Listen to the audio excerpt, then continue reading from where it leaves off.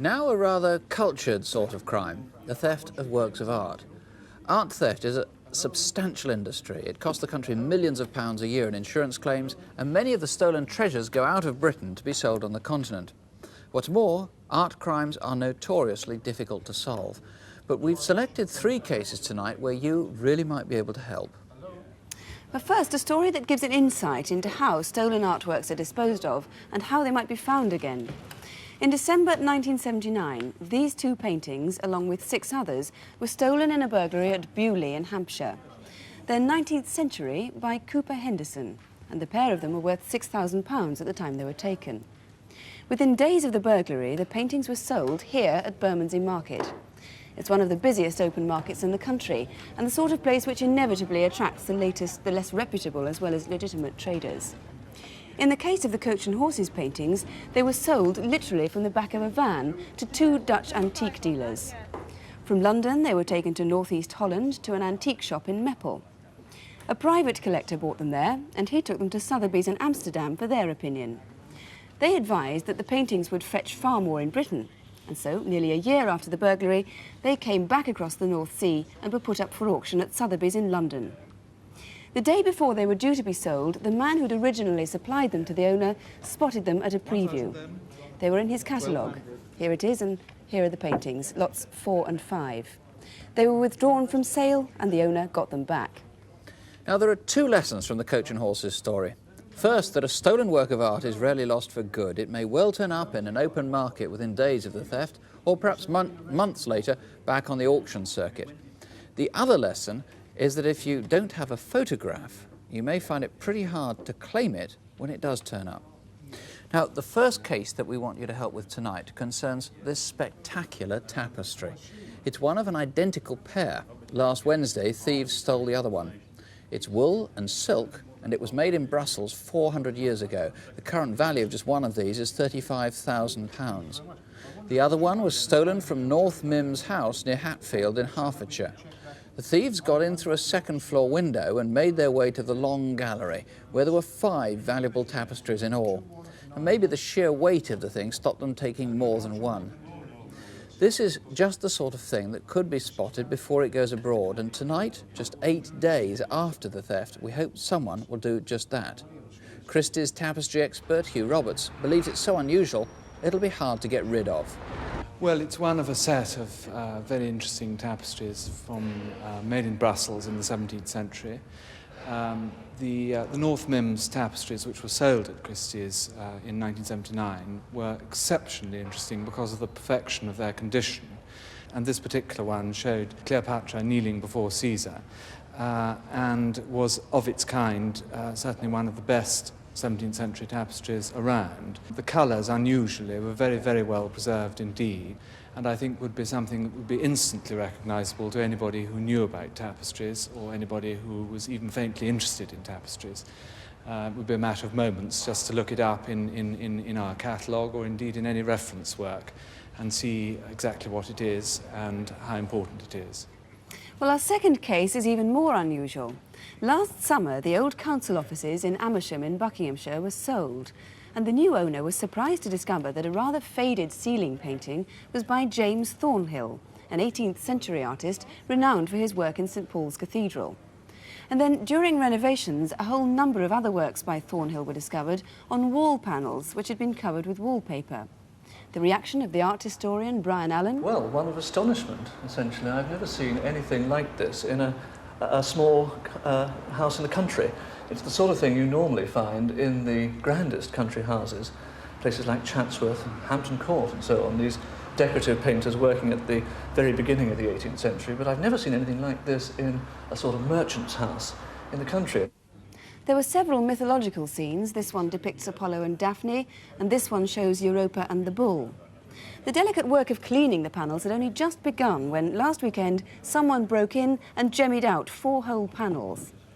There's no telling whether the paintings were damaged in the process, but it appears that whoever took them has already tested the market, because on Monday, a dealer in the Portobello area of West London is sure he was offered this one.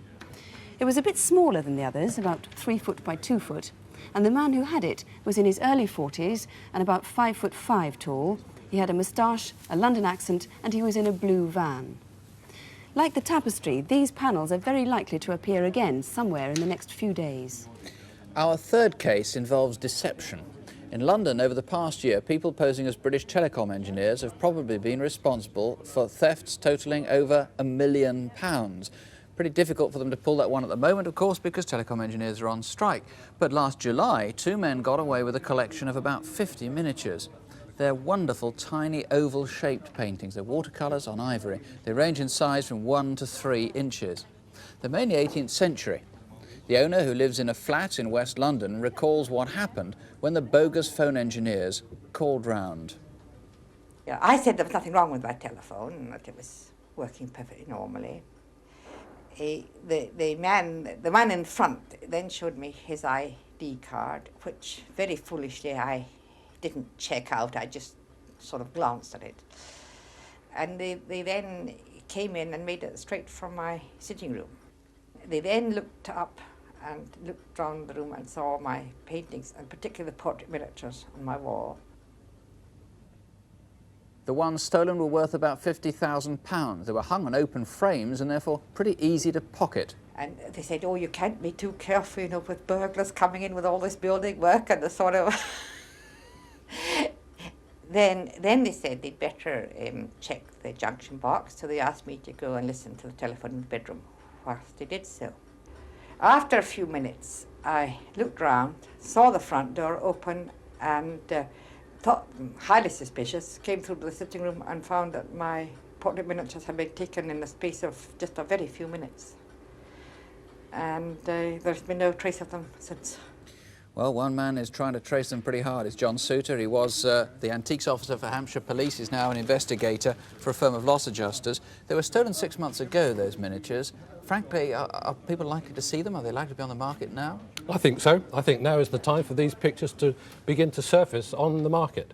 I'm quite sure that somewhere, maybe yesterday or tomorrow or next week, may be offered these paintings. The collection may have been split up, but collectors all over the country ought to keep their eye skinned for these. They're very pretty, very distinctive, very unusual.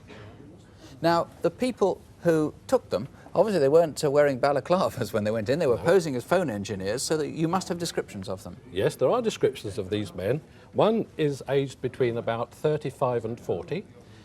He is fairly well built, with dark hair and a beard, casually dressed, but a sort of a working type. Some people I know said he had a moustache, so maybe those are false. Possibly be false, yes. And the other man? Now, his partner is a more stocky chap, somewhat shorter than the first one, with fair hair, collar length, and he too was dressed quite well, but in casual clothes. Both of these men had London accents. Now, those wonderful panels stolen from Amersham, I gather the BBC might be partly to blame for that. They might well be. They were on the news, but we don't know, do we? Now, the thing is yeah, that they are very fragile, and they are part of our heritage. And I would appeal to the man who tried to sell them in Portobello district to, if he still got them, to think twice about it, look after them and return them. Well, obviously he's going to find it pretty hard to sell them now they've been on Crimewatch. You're saying whatever you do, match to them. Don't put a match to them, and should any dealer have been offered them or may have bought them, please get in touch with us tonight.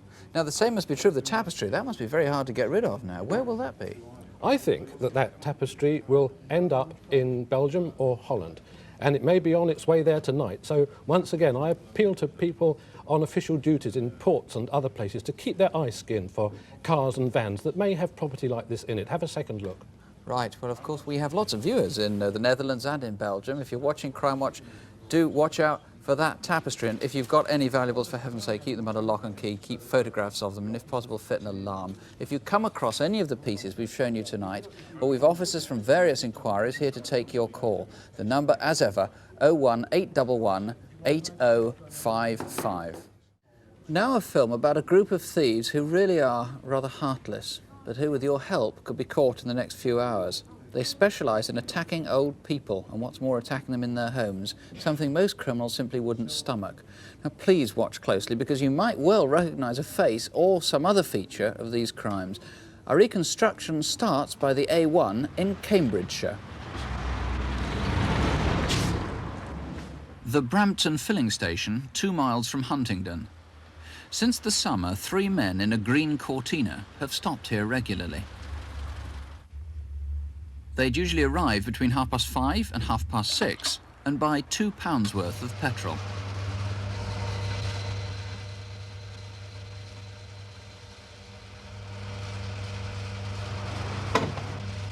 From occasional remarks, it seemed that they might have been related and working in the area. Number 1, please. £2, please. Thanks. How are you today, then? Fine. Been a bit busy, though. Yeah? What have you been up to? I've been around flogging pictures. Oh, I'll be interested to see some of them. Right, I'll bring some in for you next time. Yeah? Thanks. See you then. Cheerio. They usually headed off towards Huntingdon. The filling station is here at the junction of the A1 and the A604. From Coventry, hundreds of door-to-door salesmen drive out into the counties to the east. Selling cheap paintings and prints in the small towns and villages has become a thriving industry here. No, I don't think so. I think I'll just leave it. Thurning is one such village. It's just a few miles from the A1. Reg and Alf Hull have lived here for 20 years. 10 miles away at Brampton at about 6 o'clock on Monday, the 8th of December.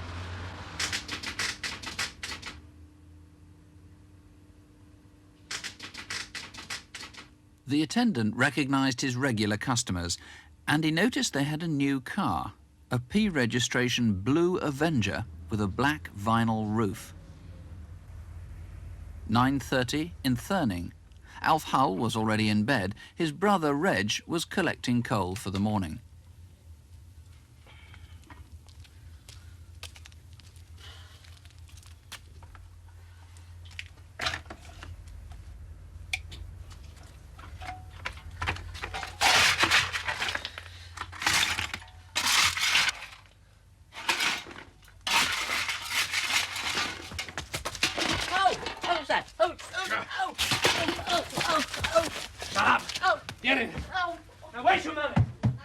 Reg was threatened with a knife and tied up. So too was his brother. Their ordeal lasted half an hour before the men left with their savings of £1,200. A few minutes afterwards, 100 yards from the house, a motorist saw two men who appeared to be waiting for someone.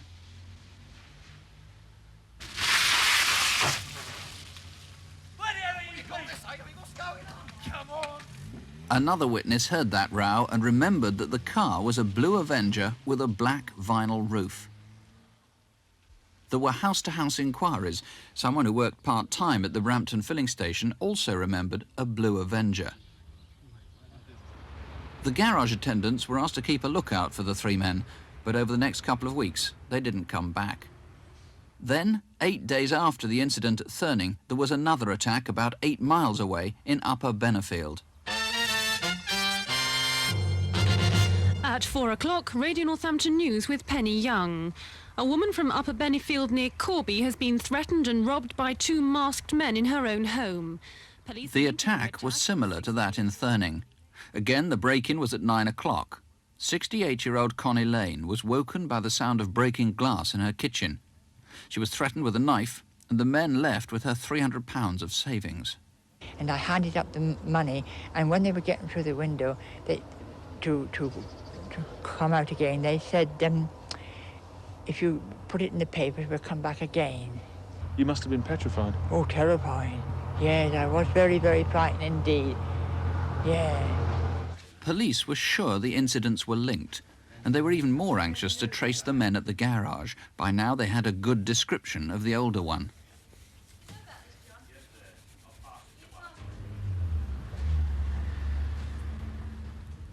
Quarter to 9, 2 days before Christmas. Hello. No card tonight? Oh, yeah, we're parked around the back. Right, that'll be 42p, please. Thank you. Haven't seen much of you lately? No, we've been busy in other places. Bye-bye. Cheerio. The attendant hadn't seen the teenager before, but he certainly recognised the older man. He watched to see what sort of car they were in. It turned out to be a yellow Austin Princess. He took down the registration number, but it seems the plates were false. Sunday, the 11th of January, Stoke Albany. Cecil Green is 81. He lives alone in a small cottage on Middle Lane.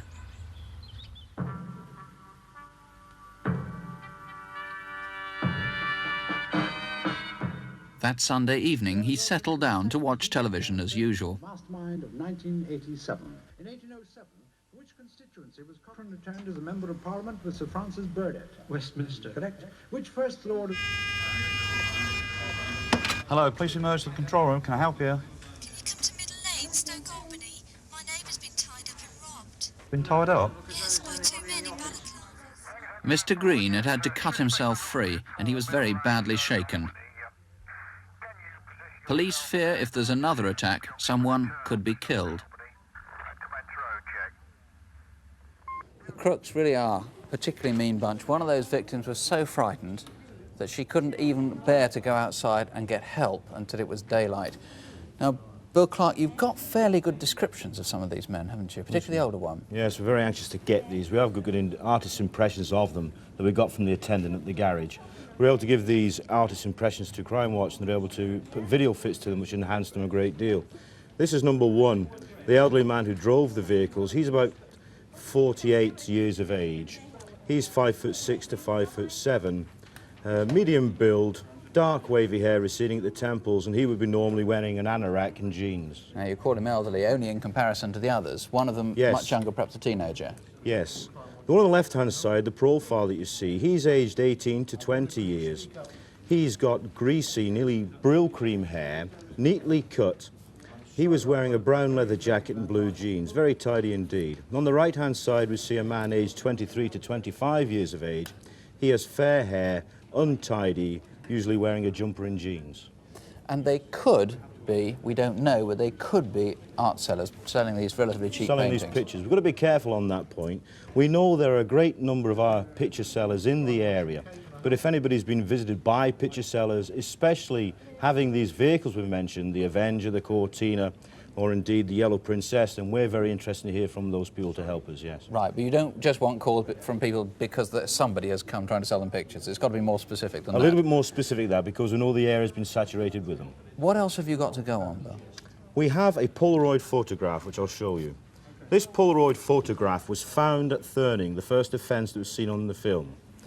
We believe, we're almost sure, it was dropped by one of the offenders. The old boys don't know who she is, nobody in the village knows who she is.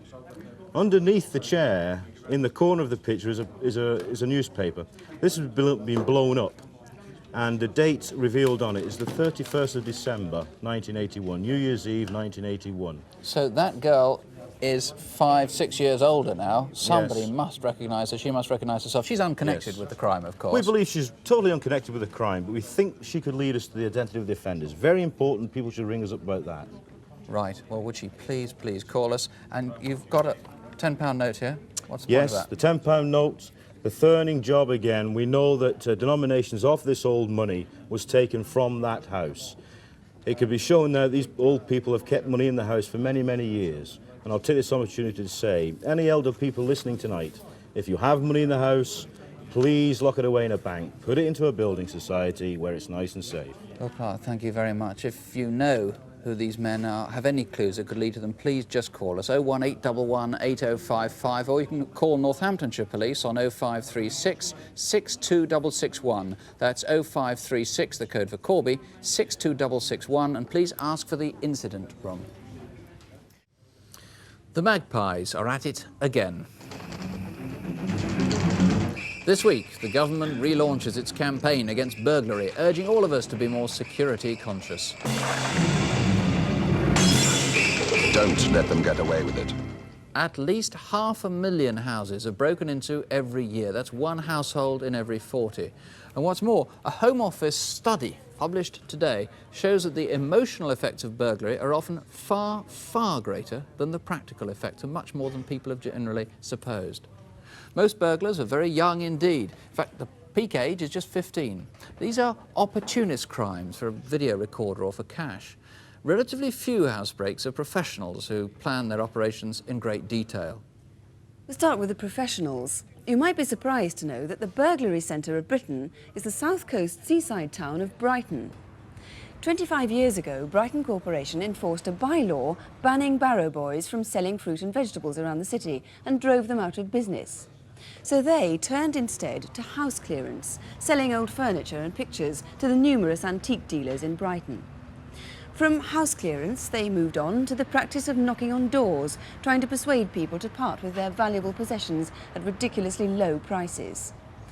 They have now become notorious as the Brighton Knocker Boys. There are now maybe 2,000 or 3,000 of them operating right across much of England and Wales. And although they stay within the strict letter of the law, their tactics are devious and threatening. And there's definite evidence that some of them use the visit to case the house. Police warn that once a knocker boy has called, a burglary often follows. This was the case at Leigh-on-Sea in Essex. One day last December, a retired gentleman who'd lived alone in Leigh for many years was visited by one of the knocker boys.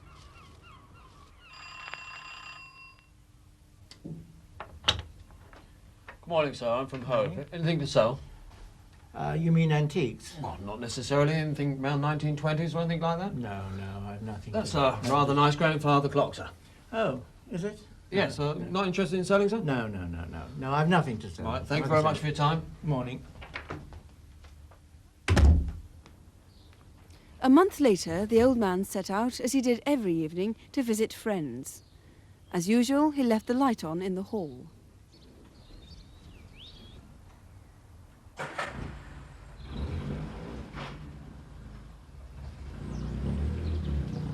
It was also his habit to leave the up-and-over garage door open. Sometime later, the burglar's car must have reversed into the garage.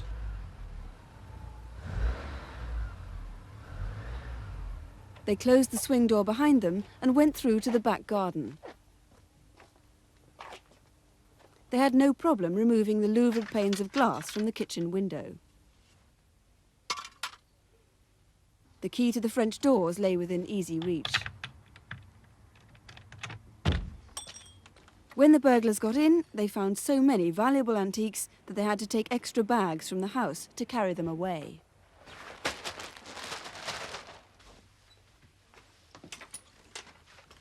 A neighbour passing later was surprised to see lights on and the garage door shut.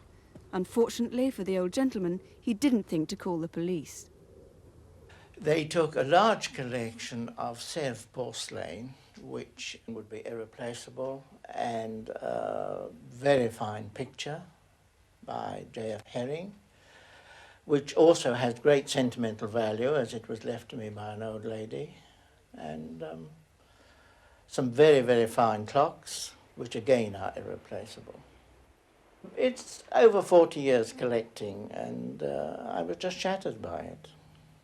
So, as you can imagine, I am devastated by it. Oh, Detective Inspector Chris Nyland, that poor man made a lot of mistakes on security, didn't he? Yes, he did. It's the second biggest domestic burglary in the last 12 months. He did make a lot of mistakes, but at least we have some photographs of the beautiful items that were stolen.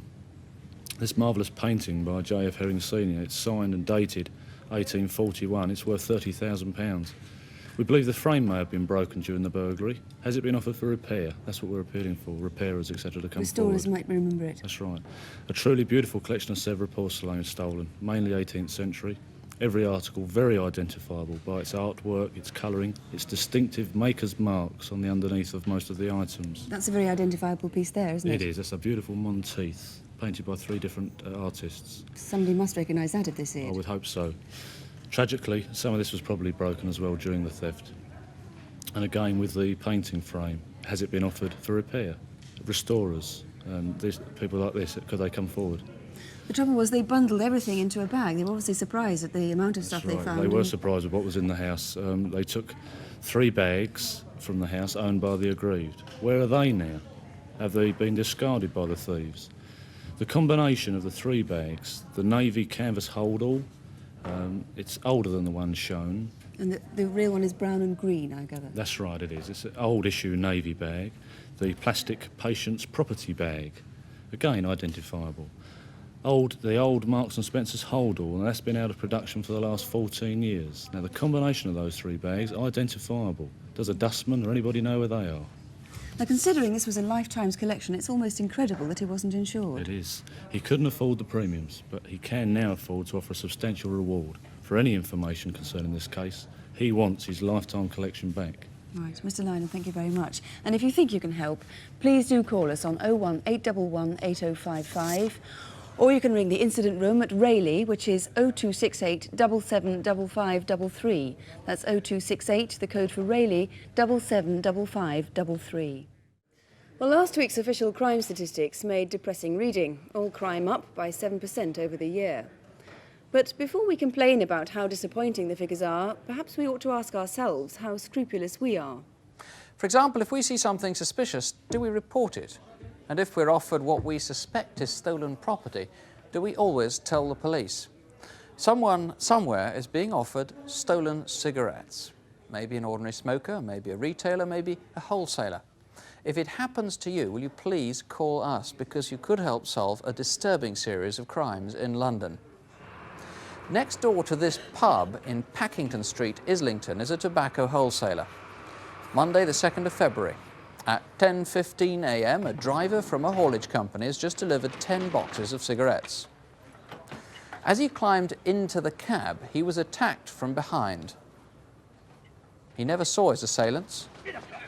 A coat was thrown over his head, and the terrified driver was pushed to the floor. The truck was driven away, the load and the security keys were taken, and the driver was left locked up in the back. Now, cigarettes are worth a lot of money. Listed a lot here, there are about 100,000 cigarettes here.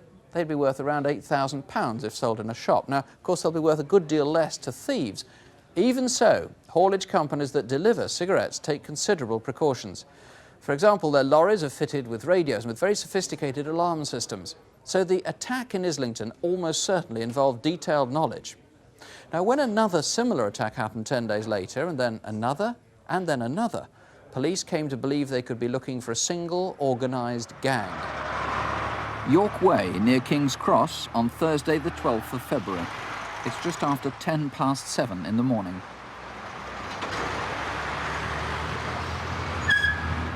Hey, you! Now lean over and open that other door. A key like this to immobilise the alarm had been stolen in the previous raid.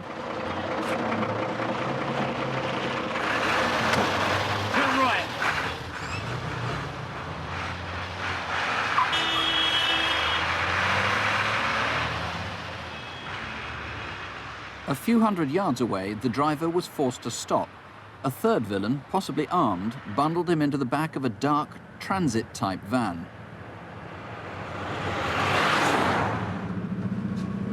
Don't do anything silly and you'll be all right. Make yourself comfortable in that corner. You won't need that, so I won't give you no trouble.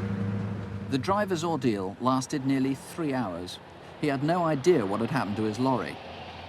The van must have headed east. At any rate, at about 10 that morning, it stopped here, near the A2 in Kent, and the driver was set free. Back in London, the truck was dumped in Cannon Street Road. It may have been there for some time, but one witness thoughtfully left her time of sighting. It was 12:36. 2 weeks later, Thursday at 9:30 a.m, at Green Lanes in Palmer's Green, a truck had just delivered here. It had a two-man crew. I just closed my door. Suddenly then my door reopened. A guy came up to me, grabbed me by the scruff of the neck. He says, "Move over." He had what looked like he had a gun. I weren't sure. He then grabbed me by the scruff of the neck, threw me onto the floor and put his feet on top of me. I was face down, so I couldn't move. My door was flung open. I was pushed across the seats. The coat was laid across me. The bloke had his arm over me. And as we moved off, I was upset. And I said, "I'm going to lose my job for this." He said, I said, "Don't worry about it. It happens all the time down here." He says, "There's a lot more companies done." He says, "A lot more going to be done as well." Indeed there were. 5 days later, Tuesday the 3rd of March at 10 to 8 in the morning. This is the junction of Essex Road and the new North Road in Islington. The driver needed to unload where the blue car had just parked.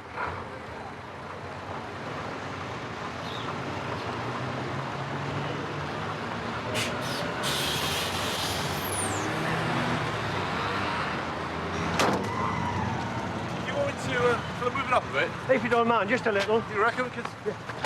Get up, get in the car.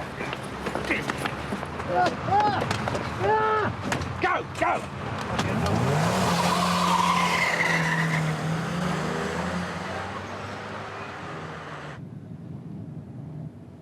Laburnum Street in Hackney is 5 minutes away.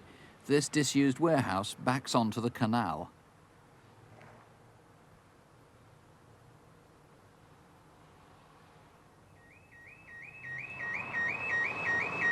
The villains had somehow triggered the truck's alarm on the way, but no one took any notice nor called the police.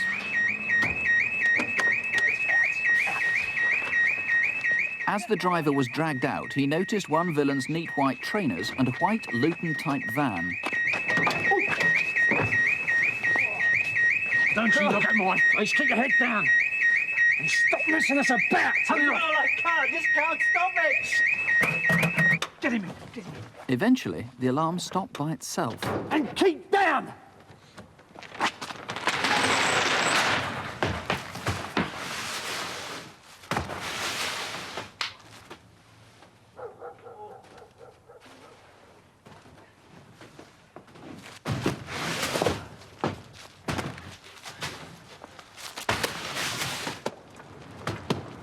Oi! Going for another van. Stay there and keep your head down. You're being watched. Stay there.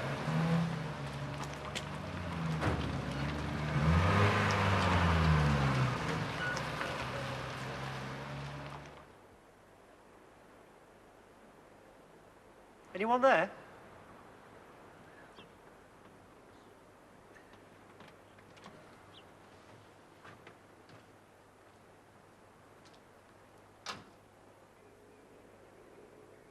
Where the bloody hell do you think you're going? Get it back in that car, you bastard! Get in there! Oi, Get it! Stay there! When they came back, they had another van. It must have been parked nearby because they'd been gone only a few minutes.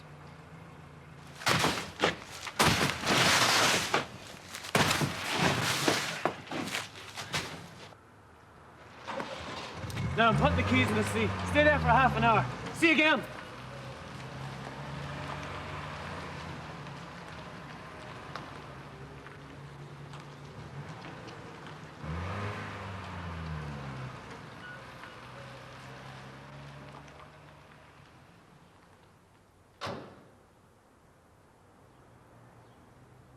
This time they really had gone. Sergeant Davidson, what sort of people were they? Who are you looking for? The people we're looking for are not amateurs. In fact, they mean what they've said. What they've said has left the drivers in no doubt as to what they mean to do. They're all white, aged 35 to 45, and at least on 2 occasions, one of them has purported to be an Irishman, if not an Irishman. Now, they've purported to have guns, but no one's really quite sure, are they? That's right, and in fact, they've only shown them briefly, just for a few seconds, and never needed to use them again. So maybe they shouldn't have taken them out in the first place. They could have saved themselves long prison sentences. Indeed. Sergeant Powell, are these all definitely linked? Yes, they are. I think from where they happened and the area in which they happened and the methods that they used, all of them in North London initially. You see how closely grouped they are there? Yes, indeed. But coincidentally, although we had a driver dumped in South London, we had, on the day we were filming, another hijack which took place in Greenwich. South of the river, then? South of the river, and the driver was taken and dumped back in North London, very near to where the second incident took place. Now, because so many cigarettes have been stolen over those 5 raids, there's a huge reward accumulated. Yes, indeed. The tobacco companies want to put forward £50,000 seeking information as to the perpetrators and, of course, hopefully to recover the load. Now, Sergeant Davidson, what sort of people? I might say the reason there are 2 of you here because, of course, 2 CIDs are involved. There have been so many crimes. What sort of people might ward? Who are you looking for? Well, as you've seen by the reconstructions, all these robberies have happened busy times of the day, busy parts of London. So therefore there would have been people about, going to school, going to work, stuck in traffic, idly looking through windows, things which may have seemed to be horseplay, for example, the drivers being bundled into the car. They might have just not taken out of their mind for the time being. But hopefully these reconstructions will have jogged their memories, and therefore we are saying to them, you may well hold a vital clue which could give us the information we need to build up a better picture and trace these people. And indeed, they may well be entitled to this I was going to say, even a tiny piece of information from them, if it helps to catch somebody, recover some goods, they could get a substantial share of reward. Absolutely. Where are all these cigarettes now? There's an awful lot of them. Should we be looking at individual smokers? Should we be looking at their own cigarette packets, corner shops, wholesalers? Where? No, I don't think we're looking for the individual smoker. I think we're looking for a large outlet, somebody quite capable of handling a lot of cigarettes. So if somebody who's working in a pub, or for a wholesaler for that matter, thinks that his or her boss maybe has got some cigarettes on the cheap, they too could claim a very, very big reward. Yeah, and somebody like that would be very interesting to talk to. They may well have seen something coming into their particular place of employment, which is, yes, very... OK, there's £50,000 at stake as a reward there. If you can help find the robbers or the cigarettes, please do call the detectives here in the studio on 01 811 8055. If you prefer, you can call Albany Street Police Station direct. That's London, 725 4551. And you can see the alternative numbers there. That's 01 455 1 2 3 4 or 5. Our last case tonight is unusual in that the police know almost everything there is to know about the crime, except the names of the gang who committed it. It's a particularly vicious armed robbery on a security van on Merseyside. 3 crucial events led up to the attack: the theft of a set of car number plates and then the theft of 2 vehicles. The robbery itself took place on Thursday the 19th of February, but our reconstruction begins exactly a month earlier, on Thursday the 22nd of January, in the Speke area of Merseyside.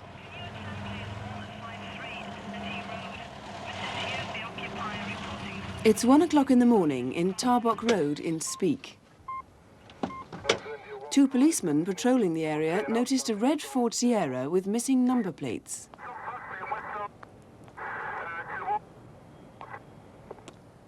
The car's registration number was on the tax disc, B752MHF. With reference to your red Sierra Bravo 752 Mike Hotel Foxtrot, the owner is a Mr. John Collins. The owner confirmed that the plates had been stolen. 12 miles away in Warrington on February the 2nd, 11 days later. At about 5:30, 2 youths were seen stealing a 4x4 Sierra off Friars Gate. The witness remembers them having a lot of trouble getting away. Police made up this identikit picture of one of them. 2 weeks after that, another theft. Residents of Oakvale council flats in the centre of Liverpool saw a post van drive into their car park. It had been stolen from the Wellington Road post office depot only minutes before. Closely following the van, witnesses reported seeing a large white car.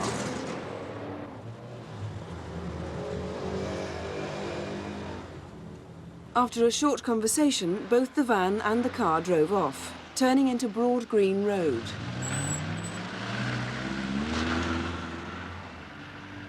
About 2 hours later, the van was back. It stayed there for the rest of the night. Next morning, Thursday the 19th of February, a month after the theft of the number plates. Just before 8 o'clock, the post van drove out of Oakvale. At about the same time, a security express van had begun its regular wages round. The guards were due to deliver £17,000 to the Prince's Butoni factory in Wilson Road in Huyton. Good morning, Princess Butoni. Oh, I'm sorry, I'm afraid he's not arrived in the office yet. At 9:20, the morning mail was being sorted.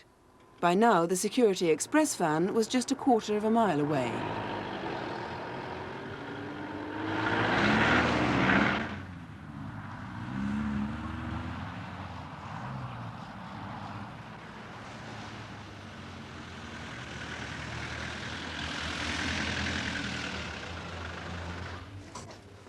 The clerk thought the post van must be bringing a special delivery.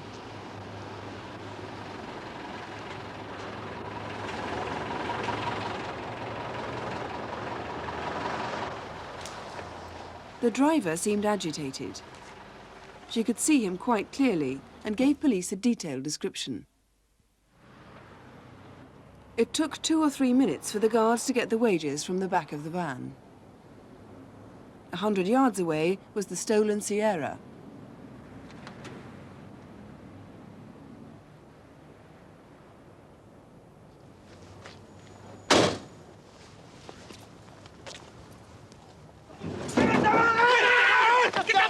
Let go of the money, you bastard!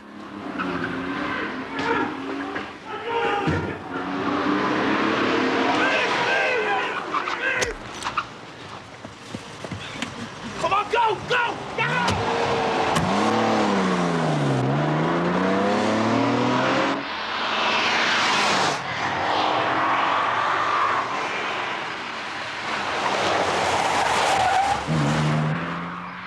The getaway route was 7 miles long and chosen to avoid the busy roads.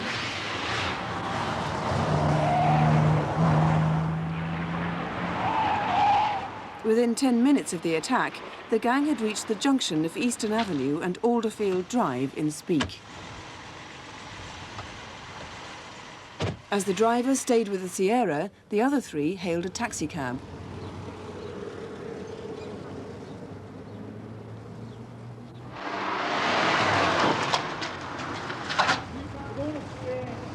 Police believe the driver may then have panicked and decided to abandon the Sierra.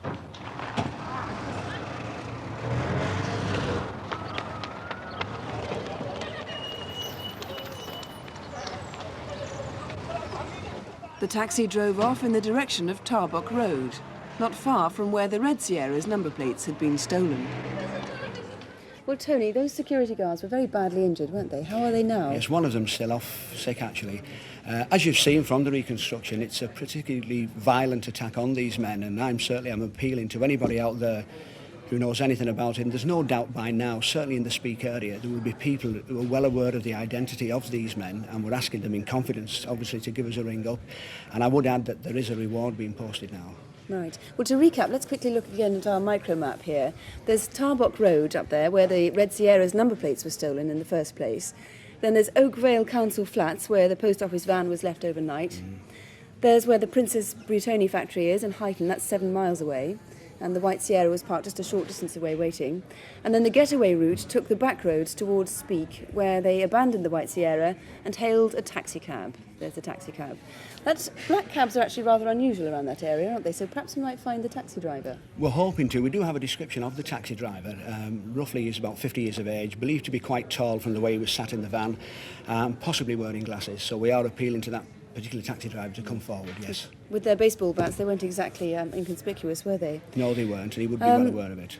As I said, we've you know almost everything there is to know about the crime, except who did it. But you have two very good descriptions, don't you, for the man first of all, one of the men who stole who drove the post office van. I mean, first. Yes, we do. And from the witnesses that gave us the description, they do say that both the photo fit and the video fit that we've done, and the actor himself who played the part was very, very similar. And the same goes for the coloured youth that was involved in the theft of the vehicle in Warrington. Right, our video fit has made that quite a good likeness, hasn't it? It is very good likeness, yes. Now, you don't think that he is necessarily one of the men who was involved in the actual raid? No, we don't believe that particularly is, but there is every chance that the second youth, the white youth that was with him, was involved in the raid itself, yes. Right. Now, there were 17 days between the stealing of the white Ford Sierra and the actual raid. What do you think happened to that white car in between? Oh, it was obviously in a garage somewhere, and that's obviously a point that we're now making, that we would like to trace this garage.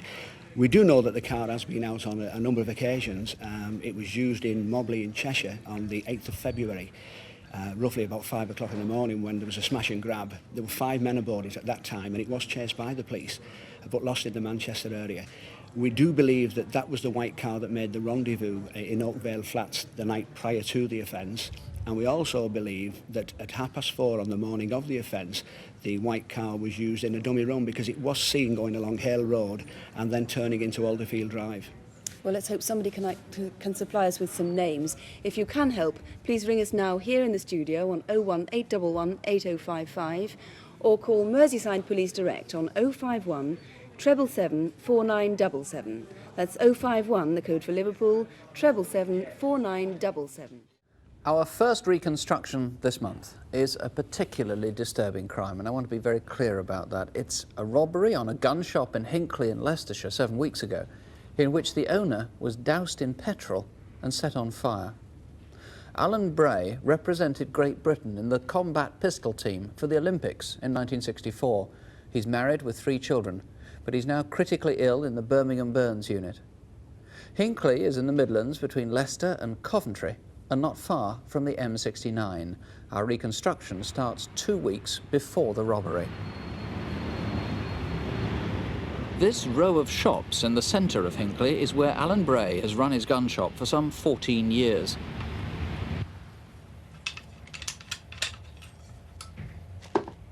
On 2 occasions before the robbery, 2 men were seen opposite the shop, seated in a car. The driver appeared to be making sketch drawings. A witness remembered them because of the unusual way they parked their white Fiesta car. Monday, the 9th of March, the day before the robbery, this woman saw 2 men approach the back of the gun shop.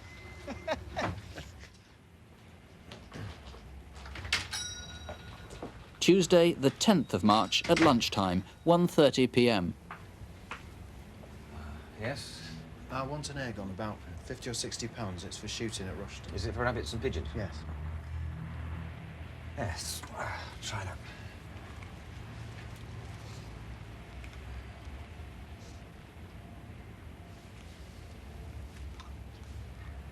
Well, there's quite a large selection. Would you like to look through these brochures?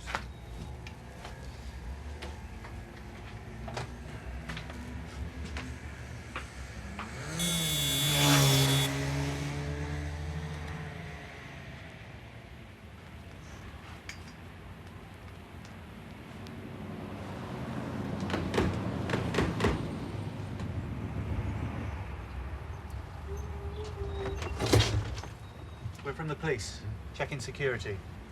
Have you seen any suspicious-looking characters around? No, why? Well, the police have been keeping their eye on this row of shops for a couple of days. And we've reason to believe there might be an attempted raid on your shop. Well, I haven't seen anyone suspicious at all. What's it all about? As you probably know, there was an armed raid on a gun shop a couple of weeks ago. And we think the same men are going to make an attempt on your shop. Well, look, can you hang on a moment? I've got a customer in the shop. I'll just check that he's all right. You all right?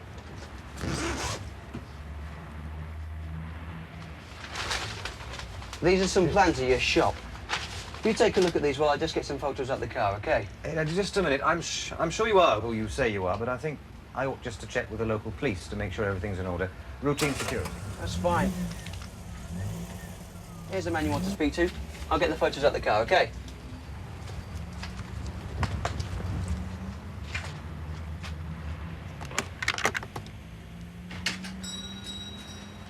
There's a uniformed policeman just down the road. You ask him to pop in a minute. Cheers.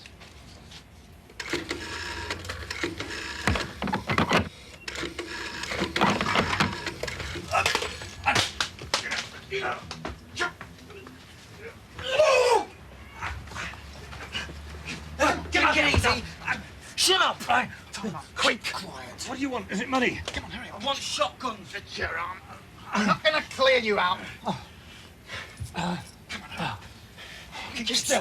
Keep quiet. Where are your car keys? In my coat pocket in the cloakroom.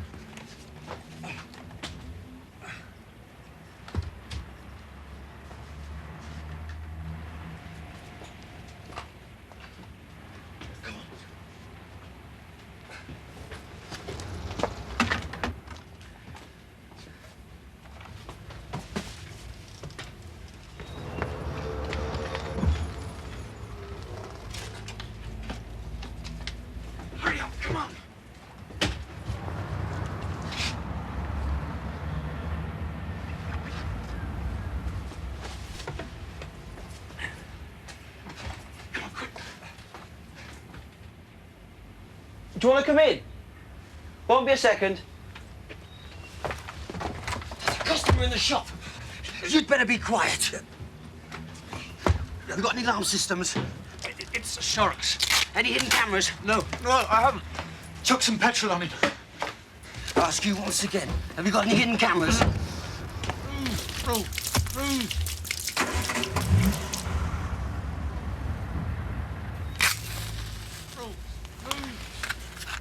You can't do that.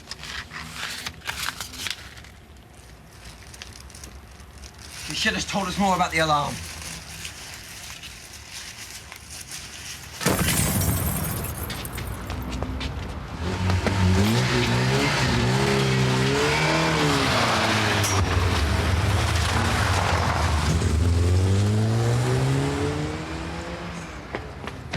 Hello? Call the police!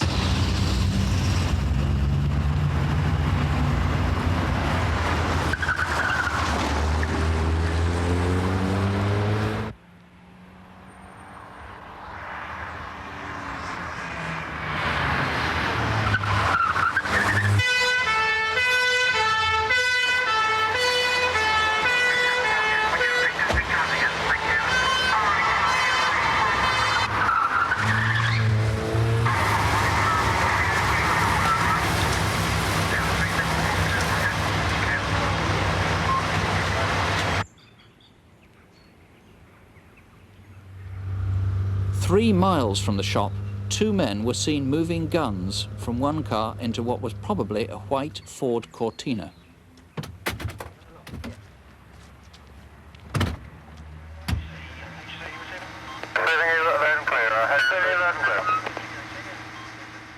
Ian Lacey has told me this is by far the most grotesque crime he's ever had to investigate, or any of your colleagues come to that. How is Alan Bray at the moment? Alan is still very, very poorly. His injuries are so horrific that he faces years and years of surgery in order that he can lead some sort of meaningful life. For people to understand just how badly he was burned, he only got away because the fire was so severe it burnt through the ropes that were tethering him. If those bonds hadn't burned, then this evening, Nick, you and I would have been talking about a murder.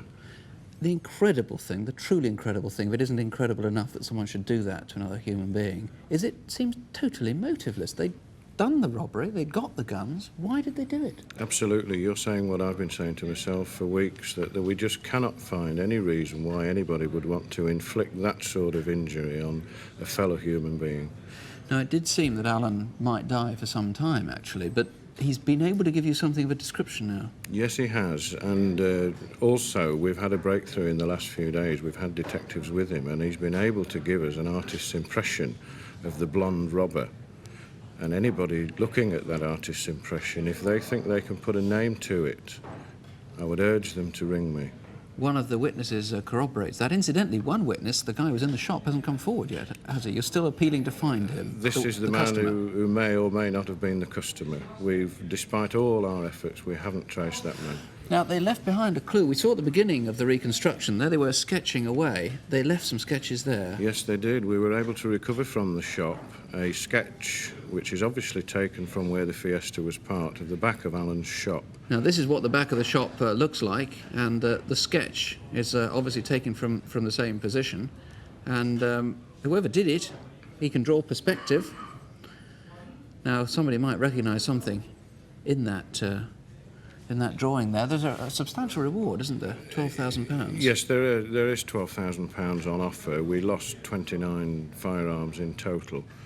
Strangely enough, most of the villains that I've spoken to since this crime are so sickened and horrified as we are by it that the reward is almost incidental to them. But if I mean, you've brought a series of guns here which are very similar to those that are missing, if someone's in possession of one of these, they're going to be very reluctant to call in, aren't they? They get implicated themselves? If I could only get the message across to them that all I am interested in is finding the two men that set fire to Alan Bray.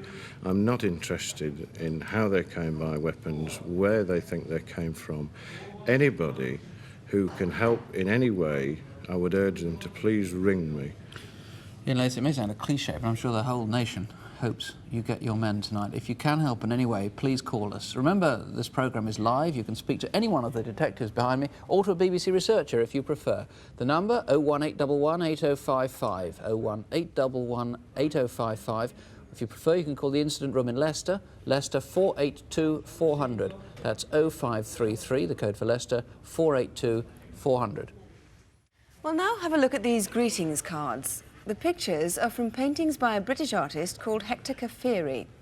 He worked mainly in watercolours and often painted French and English ports around the turn of the century, and also flowers and landscapes.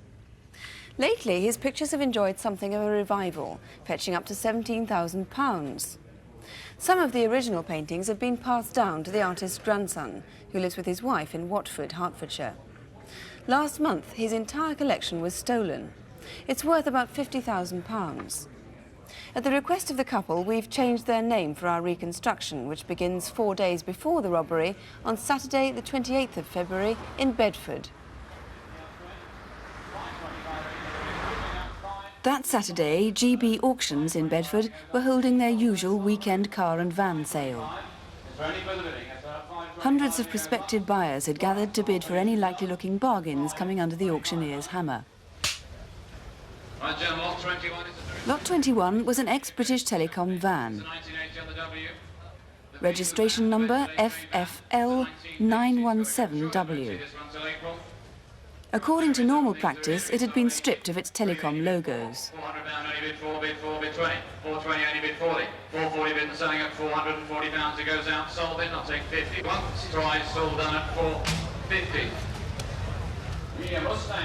Whoever bought the van paid cash, and the name and address he left before driving it away turned out to be false.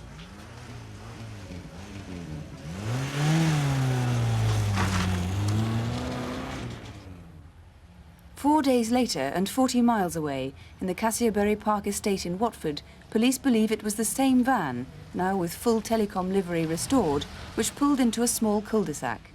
Mrs. Walker didn't see the van. She was on the phone to her daughter at the time. Oh, green. Oh, Daddy likes that. No, I can't tell him. He's off golfing.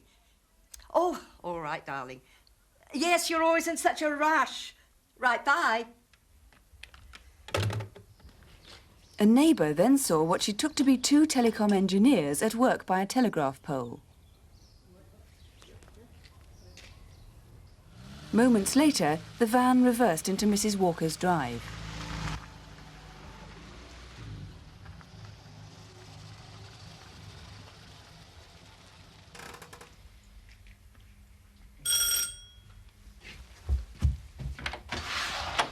Good morning, madam. Telephone engineers. Telephone? Well, what's the trouble? Well, there seems to be some problems with the phones in the street and we're checking... Mrs. Walker wasn't expecting British Telecom, but she remembered a telecom area survey some weeks before when she'd mentioned there'd been some crackle on her line. She assumed they'd come about that. Well, would it be all right if you come in? Yes. Yes, come in. Where is your phone, love? Just over there. Oh, right. I thought so. Dead. Dead? Dead as a doornail. Well, that's strange. It was working just now. Have you got any other phones in the house? Upstairs in the bedroom.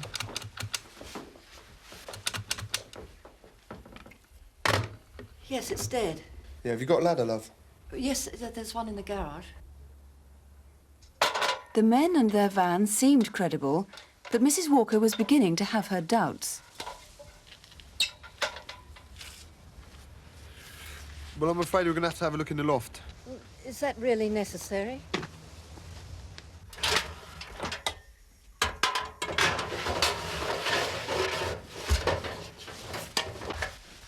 It's a bit grubby up there, I think. Yeah. Pass the torch, yeah? Here you go. Yeah, that's it. But be careful of the burglar alarm wires. Yeah, yeah.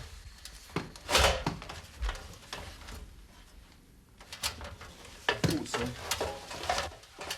The wires up there are totally frozen up. We're going to need a blow heater or a hairdryer. Have you got Frozen up? Come on, there's one in the van. Yeah, be back in a minute, all right?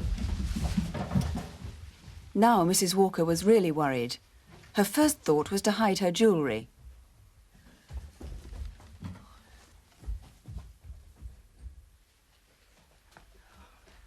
Oh, Steve, there, good boy.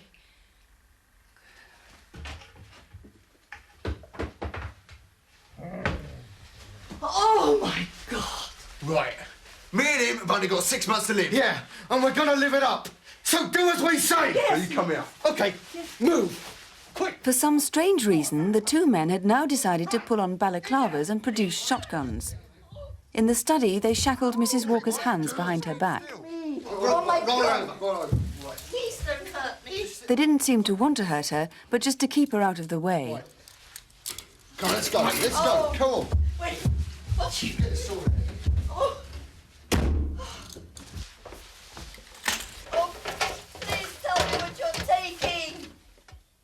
They took all the paintings they could find from the walls and from the loft.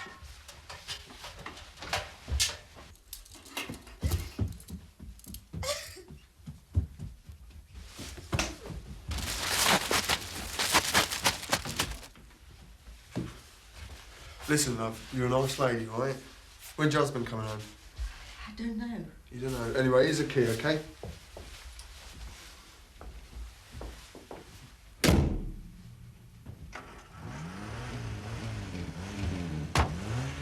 About an hour later, 6 miles away, near Chipperfield Common, a motorist saw 2 men beside a telecom van and another larger van parked by a narrow bend. Later that morning, and in that same lane, 2 girls from a local riding school saw flames coming from the woods. A yellow telecom van was ablaze. Through the smoke, they saw 2 people on a motorcycle.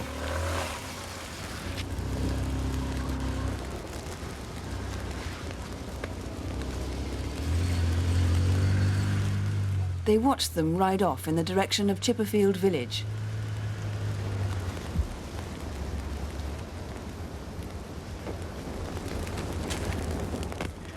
Well, Gary Purser, do you think those paintings were actually changing hands at the spot where the witness saw the 2 vans parked? I think it's most unlikely because, as we saw from the reconstruction, it's a very narrow lane there.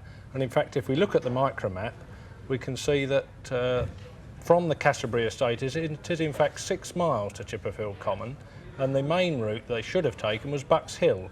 There is an alternative via Old House Lane, and obviously we're appealing to anybody who may well have seen that transaction taking place anywhere between those 2 points. Right. And there were 11 paintings involved altogether, weren't there? 11 paintings in all, the majority of them by Hector Caffieri. In fact, Medici Cards have been able to make these reproductions for us. This one's the French fisherman, and we have a village wedding scene here again in France, and finally a French fish market. Any idea where any of these paintings might be now? Well, they're very popular at the moment, and in fact there is a market for them in Holland. What about descriptions of the men? What do they look like? Well, again, we've been very fortunate there. A number of witnesses have been able to build us up a very good video fit, and we can see that the man number 1, the one with the glasses on, he's described as 20 to 26 years old, very, very thin and very pale, almost albino looking. And one of the witnesses described him as possibly undergoing some drastic medical treatment, perhaps chemotherapy. Right, we can see him without his glasses as well. That's right. So the fact, when they said that they were only had 6 months to live, they could really have been telling the truth, perhaps? They could have been. They did mention that they had AIDS, but again, with the glasses, that could be true or could be false. We don't know. And these men obviously weren't art experts because they stole one of Mrs. Walker's daughter's paintings, didn't they? Yes, that was a watercolour done by the daughter of the family, and again they stole a print of Caffieri House. Right. Now the van itself was bought 2 days before the robbery. They finally drove it away from the auction 2 days before the robbery. Where was it in those 2 days, do you think? Well, they gave a false name, the name of Jones, but the address they gave, Trident Drive in Houghton Regis, actually exists. The address has obviously been checked and it isn't connected, but obviously anybody in that sort of area would be interested to know where the van was for those 2 days. Right, well there is a reward, isn't there, of £2,000? £2,000, yes. Right, and by the way, do remember that if British Telecom engineers do call, they always call with prior notice, so don't accept anybody you haven't heard from before. Please call us if you do think you can help. The number here is 01811 8055, or call Hertfordshire Police on Welwyn Garden City 331011. That's 0707, the code for Welwyn Garden City, 331011. Now to what was quite literally a daylight robbery. It happened on the campus of Surrey University in Guildford, while dozens of people looked on in disbelief.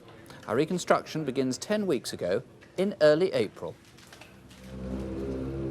Tuesday, the 7th of April, 1:40 in the afternoon. This Renault Fuego belonged to Mr. and Mrs. Peter Payne. They'd come into Crawley to do some shopping, but they took a detour to pop into Shaw's garage to look at a new car they were interested in.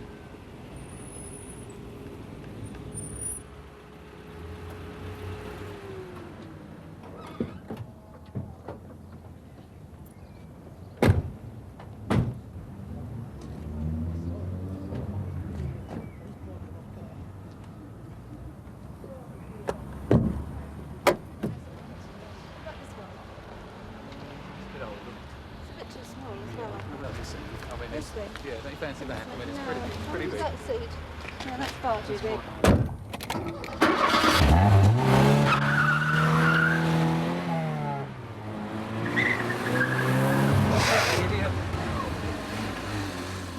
The man in the blue car, Peter Gorn, who nearly collided with the Renault, was actually the manager of Shaw's garage. Oh, you haven't seen a red Fuego, have you? Yeah, there's one shot right the way down there on the wrong side of the road, just as I was coming up there. I only left it here a couple of minutes. 1 week later, Tuesday, the 14th of April, the campus of Surrey University in Guildford. At 10 o'clock in the morning, John Diplock, Director of Building Works, was on his way to a meeting.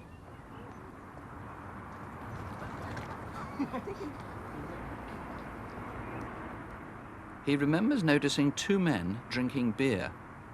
It seemed strange for that time in the morning, but he thought no more of it. Later, clerks in the examination office were checking papers when one of them noticed two men loitering outside.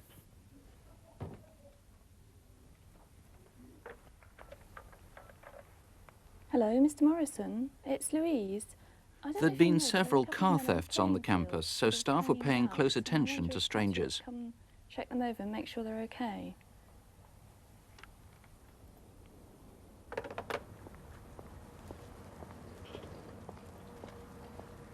What are you lads doing down here?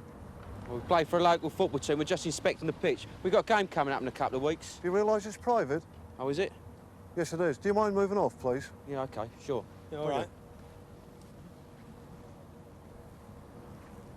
They did move off, but from where they were standing, they would have had a good view of the A3 road that runs right past the university.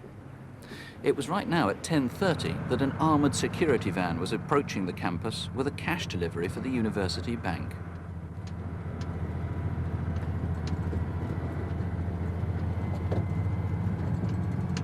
All units, security van on site.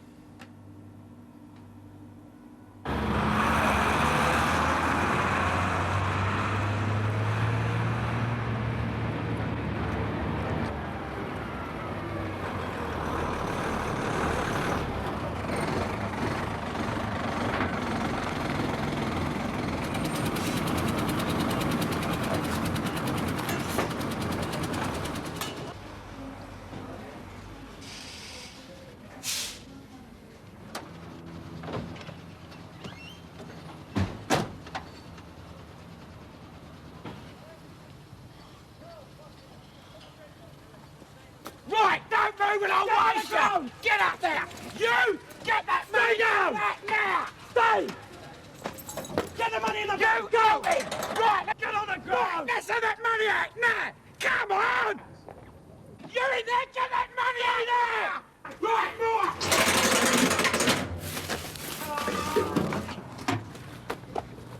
more! Right! Get it in now! Get some more! Get in faster! Come on! Help him! Come on! Come on, put it in the bag! Come on, get it in! Faster! Faster! Come on! Come on! Right! Get back, you slag! Hurry up! Come on, come on! Get the number! Get the number! Bystanders did get the number, and it was the stolen Renault.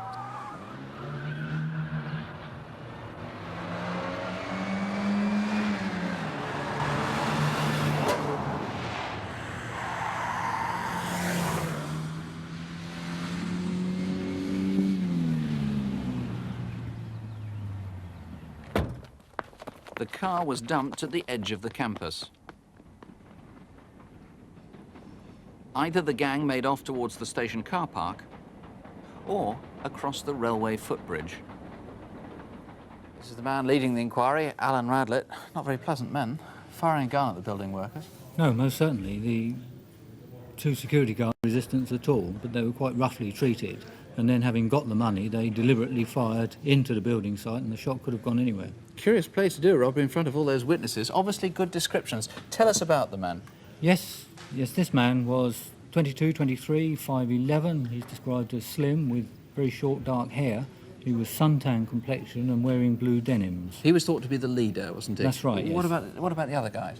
The second man, he was early 20s, 5'8", stocky build, inclined to be plump, mousy hair, which was collar length, and he wore black rimmed spectacles and a V-neck jumper.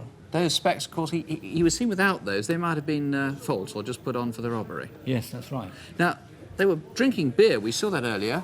This bottle was found.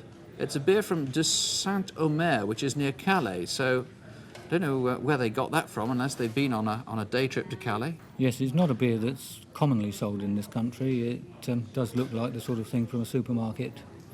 Anybody else who saw their getaway, let's just have a look at the micromap and just show. The black vehicle is the security van, the red is the Fuego, and they went round the university. This is largely on private roads, isn't it? That's right, yes. And that's the municipal car park they're aiming for, and that's where they dumped the car. And then they fled either through the car park or across that footbridge over the railway. Where was that Fuego stored for the week? Do you know? Well, this is something that we don't know. It was covered in the week that it was away. It had covered something like 150, 170 miles. So it could have been anywhere in London, So, the home counties, yes, it could South have covered England. a very wide radius. Lots of things that were taken with the car. These keys are fairly distinctive. That's a standard sort of Renault bleeper to open the door, but look at this. There's a thing that says 53 on it. There was a St Christopher on here as well, but this is very distinctive. It says, preserve wildlife, pickle a squirrel.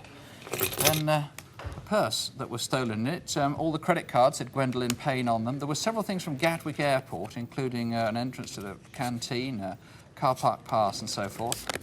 An M&S purse, I believe that is. And these things went missing from the car. Have you seen any of these lying on the ground? Anything like that? There's a substantial reward, isn't there? Yes, I can't put an exact figure to it, but they are certainly a couple of nasty villains, well worth catching, and the insurance will put up what they describe as a very substantial reward to anyone giving information. Alan Raddick, thank you very much indeed. Please help if you can.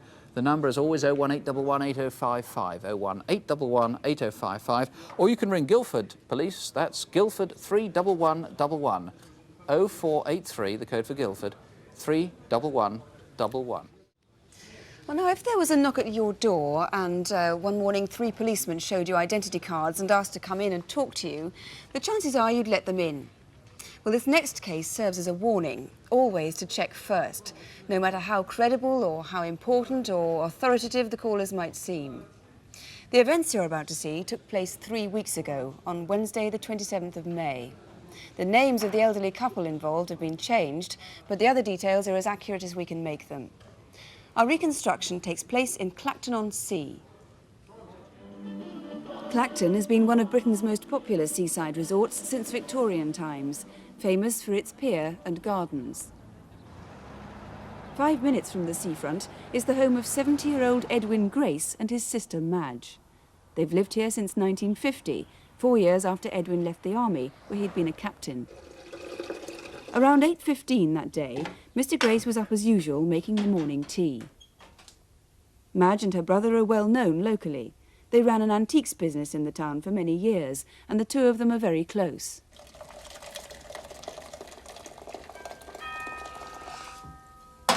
Blast. Who's that at this time of day?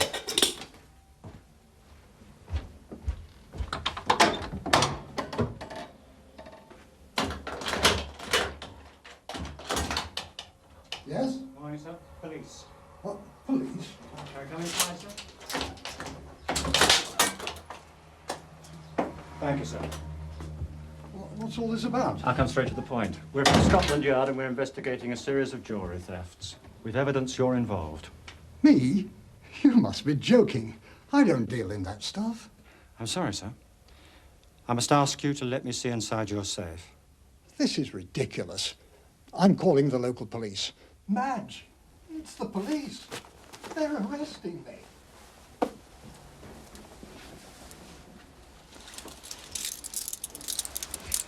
Hey, what's going on? Whatever's going on down here? I'm sorry, madam. We've information linking Mr. Grace with illegal firearms deals and passing stolen jewellery. I need to look in your safe. This is preposterous. You don't know what you're talking about. And I can't open the safe with these on. But the men refused to remove the handcuffs and insisted on Mr. Grace giving them the safe's combination. One of them tried to open it.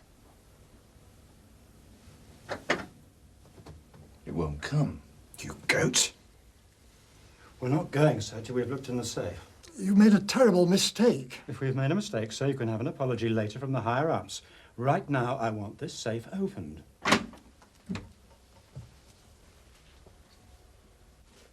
Once the safe was open, Madge was taken upstairs, where the rooms were thoroughly searched.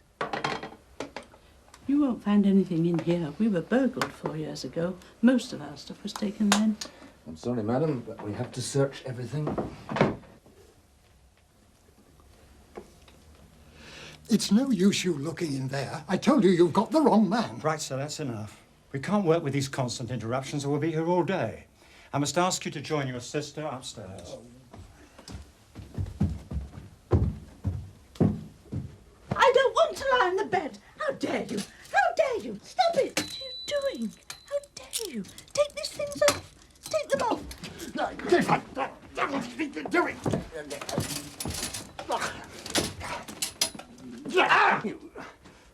You bastard. He cut one of them on the right cheek and may have injured the other man. Mr. Grace was tied to the bed and he and his sister were gagged. As the men finished emptying the safe downstairs, the Graces' housekeeper was arriving for work. In the bedroom, Edwin slipped the gag and freed his feet. He dragged himself to the window. He saw two of the men heading towards a blue saloon car. It's Kitty. Kitty! Up here, Kitty! At first, she thought the third man was a doctor. Then she noticed the cut on his cheek. Kitty saw him get into a dark blue car with Madge's suitcase. The car drove off towards the town centre. Already unnerved, she panicked when she saw her employer shouting at the window. Up here, Kitty! Kitty, you've got to come in and get the police. Why? What's happening? Please, Kitty, it's all right. You can come in, they've gone. You've got to get the police.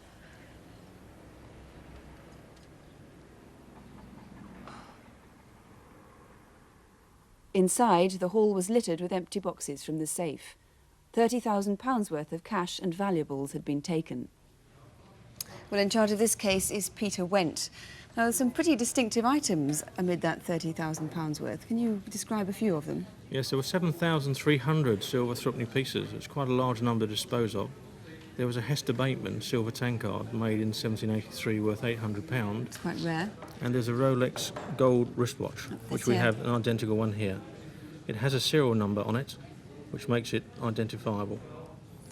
Right, so somebody might find that. You also, they packed all those things into Madge's red suitcase, and you brought a replica of that in. Yes, we have a replica suitcase, which was used to take all the property away from the house. So perhaps This is an somebody identical one. will see one of those lying about somewhere. There are very good descriptions, for obvious reasons, of all the three men. They were in the house for half an hour. Can we go through those? First of all, the first man, who did most of the talking. Yes, the first man is male white, 45, 6 foot, with a red nose, rather like a drinker's nose, with a blue blazer, blue trousers, a white shirt and very clean shoes. Number 2 was a man, 5'10", straight cut, clean hair, northern or very slight Scots accent, with a blue blazer, grey trousers. And he'll be the man with the mark on his cheek from the man hitting him. He's the man who punched the victim and is the man who got cut on the face, yes. So that'll be something that will have lasted a few days. Yes, he was seen with the witness outside who saw blood running down onto his collar. Right. And the third man? Third man, male white, 30 years, with a London accent, blue blazer and blue trousers. All men were very immaculate and very smartly dressed. You also need more sightings of that blue saloon car. Nobody knows what make it is or anything, do they? No, it may be that people on their way to work, going from Jaywick to Clacton that morning on a bus or in their cars, may well have seen the car, and we don't know what make it is. Now, if police do knock on your door, producing ID cards and so on, what do you do if you're suspicious? Well, if you have any worries, ring your local police, because they should know if there's any search or arrest at your premises. If the local police don't know, they'll obviously dispatch a vehicle. So if they are bogus police officers, you know the real police are behind them and will come and check them out. And will genuine police officers be sympathetic while you go off on telephone? Well, there will be, unless, of course, it's something like a drugs raid. Right. There's a reward in this case, isn't there? Yes, there's a reward for £1,000 for information leading to the arrest and conviction of the persons. That's unusual because normally it's for recovery of property.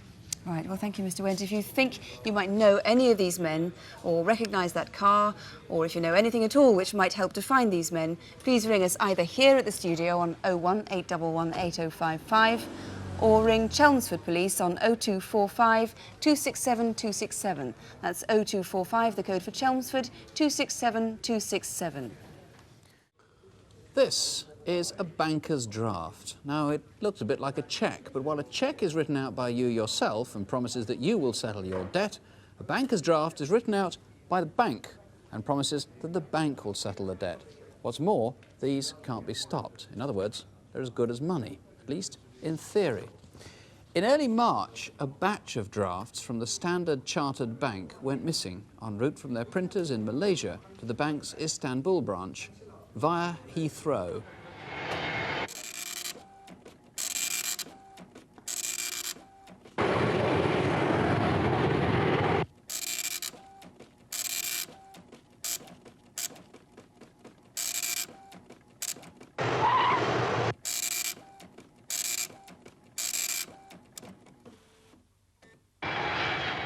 On the stopover at Heathrow, the bank drafts would have gone into the British Airways cargo hangar. 3 days later, the airline discovered that the drafts were missing. 400 of them. 8 drafts have so far surfaced, the first in the north of England. This house contains the office of a gold bullion dealer.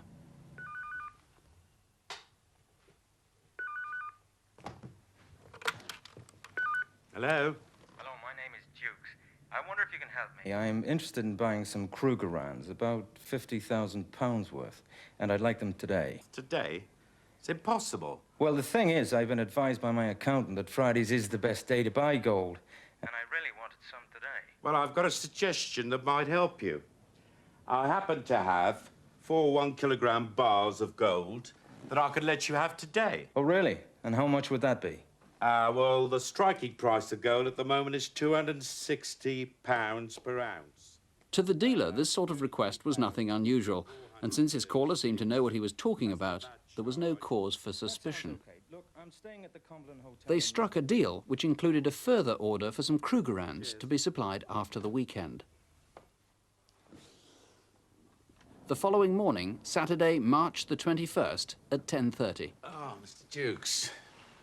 Nice to meet you. Well, actually, I'm a friend of Mr. Dukes. He's asked me to come here to pick up the gold bars and to give you these banker's drafts. Right. If you'd like to take a seat.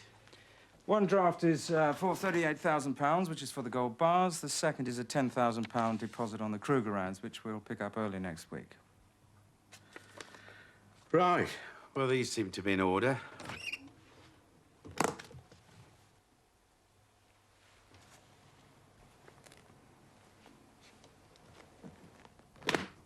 He signed his name as Price and gave an address in Beckenham in Kent. Good to do business with you, and I'll contact you early next week. Indeed, a pleasure. Let me show you to the door. The dealer deposited the drafts at his bank. 2 days later, the bank said they were worthless. It was 2 months before the next draft came to light, in London. This time, the method and the faces were a little different.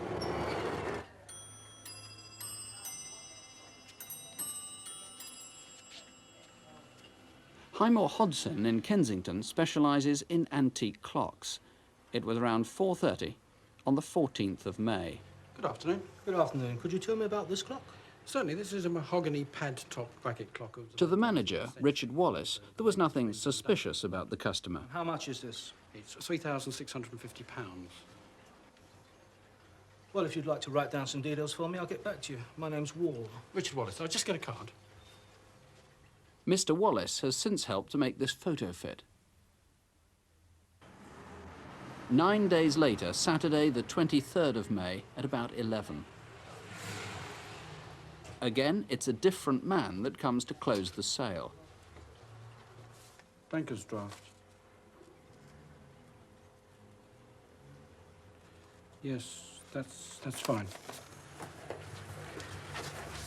Thank you. Bye-bye. Good morning. Mr. Wallace thinks he may have left in a black Ford Granada. This is the police photo fit. Another week later, the older man was looking at watches and antique duelling pistols at 2 shops in the West End.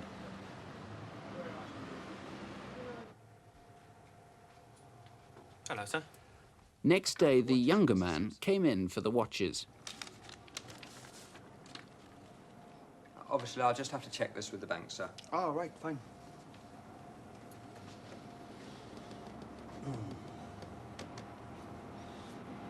I won't be a minute. I'm just going to tell my driver I'll be longer than expected. Okay, sir. He didn't come back, but he moved on to the gun shop.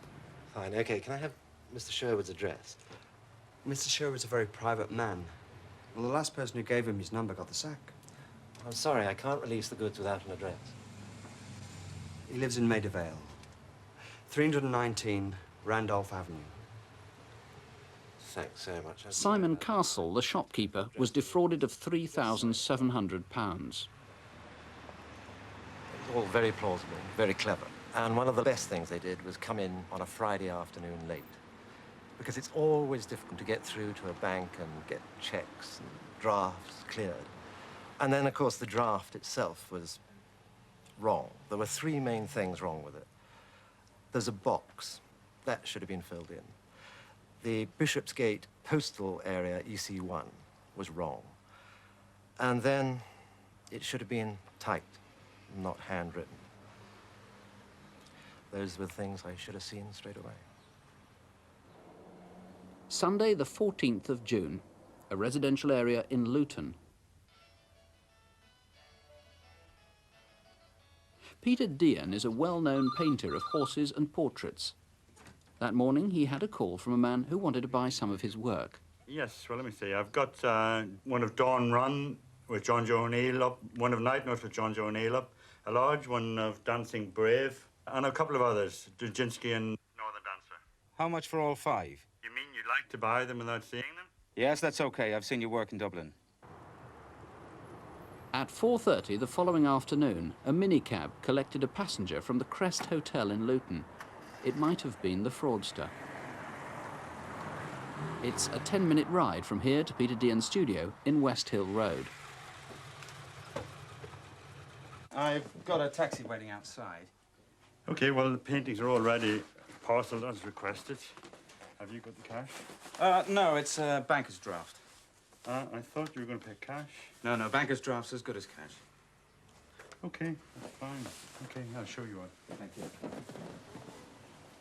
An interesting thing I thought about afterwards is that both these men were very knowledgeable on horses. And from the way they spoke, I could tell they moved in racing circles. But they couldn't have been very knowledgeable on paintings or selling paintings, because these paintings are unique and would be very, very difficult to sell. Frank Griffiths, they have gone for an extraordinary number of things, an extraordinary range, and they've, since that reconstruction, gone for military equipment, these boots and jumpers. Yes, that's correct. There's very diverse types of goods. I'm sure some of them have been stolen to order, in particular the jumpers and the boots. There were 950 jumpers, over 1,200 pairs of boots, and someone, I'm sure somewhere, must have been offered a portion of those for sale in retail outlets. Now, before we go any further, let's just warn people about these banker's drafts. There are, well, 8 of them have been recovered. This is one of them. Yes. That means that there are 392 still missing. There now, are. This is the crucial thing people should look out for. They're all Standard and Chartered, but that number... The serial number. Yeah. Yes. Now, the 010001 to 010400. All those are missing, but presumably people should ring up the bank in any case, Standard and Chartered at the moment, on banker's draft, should they? Yes, I would ask any dealer who is offered a draft on the Standard Chartered Bank to check its authenticity before accepting. There is just another little clue, actually, just on the edge at the corner here. It says Ref Eurco. That's because these were for Europe. These were for... Where were they destined? These were destined for Istanbul in Turkey. So the normal ones would be as shown at the bottom there, Ref UK. Yes, the more common one in this country would be that. Okay. Now, the people who took part. We've got some descriptions of them. If you could just take us through. This, I know, a colour photo of it. That's the one that's seen by the bullion dealer, isn't that right? Yes, it is, yes. Now, what about the antique shop, the one who went in to look for the clock? That's a video fit. Yes. And then the man who went in to collect the clock, another video fit. Yes. And an artist's impression. This was actually painted by Peter Dean himself, wasn't it? Yes, it was. So it's likely to be a pretty good likeness. Yes. Tell us about the reward. Well, there is a reward on offer. It is quite a high sum of money for the return of the outstanding drafts and obviously the apprehension of the people in possession of them or the thieves who actually stole them in the first place. I take it you're not giving us the precise amount of the reward for technical reasons? No, for certain reasons I can't, but it is a large sum of money. Right. OK, Miss Griffiths, thank you very much. If you think that you recognise any of these men, or if you've been offered any of the items we showed you, please do ring us here in the studio on 01811 8055, or contact the Heathrow Police on 01897 7373. That's 01 if you're calling from outside London, 897 7373. I might tell you, incidentally, that we've been getting a lot of calls about the murder of the jeweller in Stoke Newington, and I've been asked to ask two people to ring back in particular. A man who was at the bus queue outside Mr. Cumler's shop, would you please call again? And the man who rang to say that he might recognise the assailants. Actually, three people rang. I'm not sure which of them we're asking to call back, but please do ring us back if you didn't leave your name and telephone number and if you thought you recognised the assailants. On Thursday morning, about a month ago, there was a terrifying raid at the Central Station in Newcastle upon Tyne. It was one of those events which can turn mild people into heroes, and as you'll see, a security guard acted with extraordinary courage. In the reconstruction that follows, actors or stand-ins play all the principal roles. The major crime, as so often happens, was made possible by a minor one some time before, in this case on a summer's evening in Newcastle's West End. It's 9 p.m. on Tuesday the 14th of July. Michael McGarty, a joiner, was celebrating the completion of a contract. His celebrations had lasted for over a week. The police were called, but someone got there first.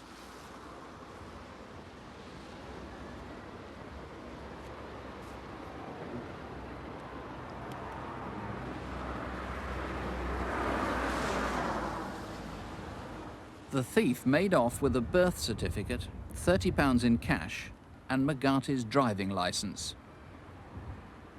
2 months later, it's Tuesday the 8th of September. At the Northumbria filling station in Wallsend, a man with a Geordie accent wanted to hire a van. The driving licence was in the name of Michael John McGarty. He hired a brand new white Sherpa van, and the agreement was for 2 days, up to Thursday, September the 10th.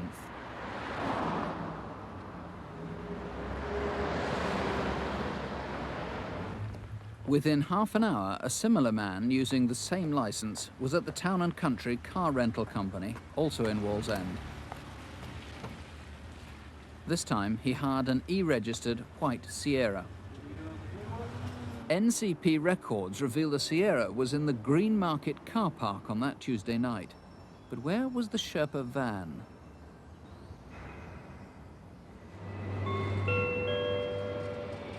Good morning, the 8 o'clock to Middlesbrough will depart from platform 7. It's Thursday, the 10th of September, at Newcastle Central Station. Stockton, Thornaby, Middlesbrough. Platform 7 for the 8 Thursday is wages day for BR's staff, and the wages office is tucked away off platform 14 in an area not open to the public.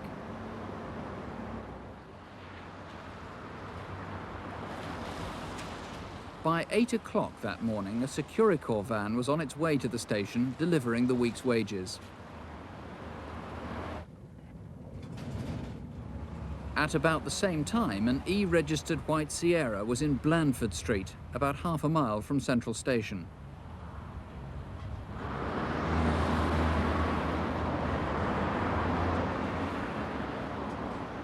It's 8:20 a.m.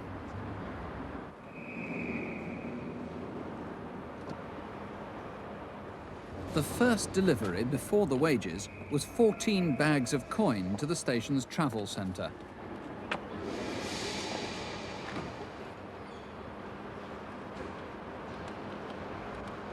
At about this time, a Sherpa van was seen in the parcels collection area called the West End Dock, close to platform 14.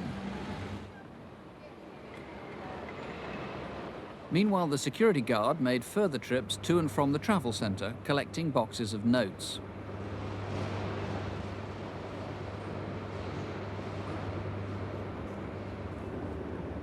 By 8:30, the Securicor van was moving round through the parcels dock to the wages office on platform 14.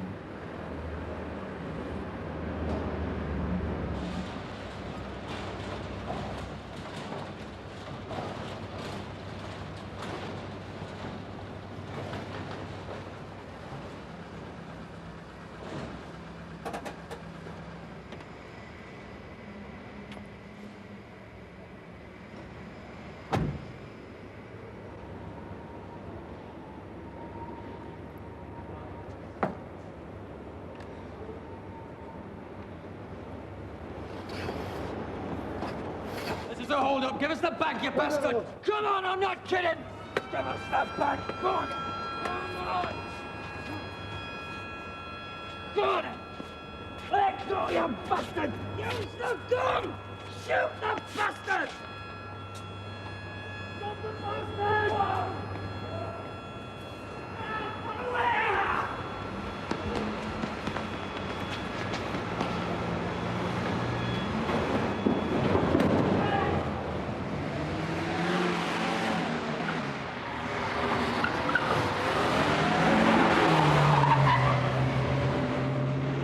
From Scotswood Road, the van turned into Churchill Street.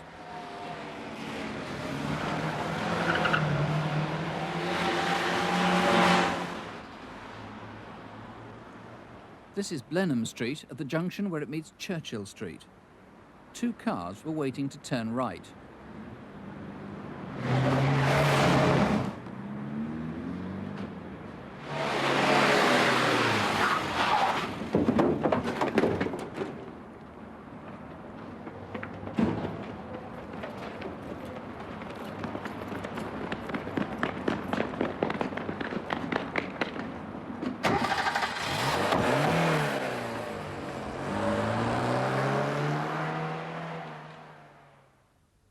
There is one more important sighting. At 9 o'clock, the Sierra was being dumped in Ladykirk Road. By now, there was just one man in the car.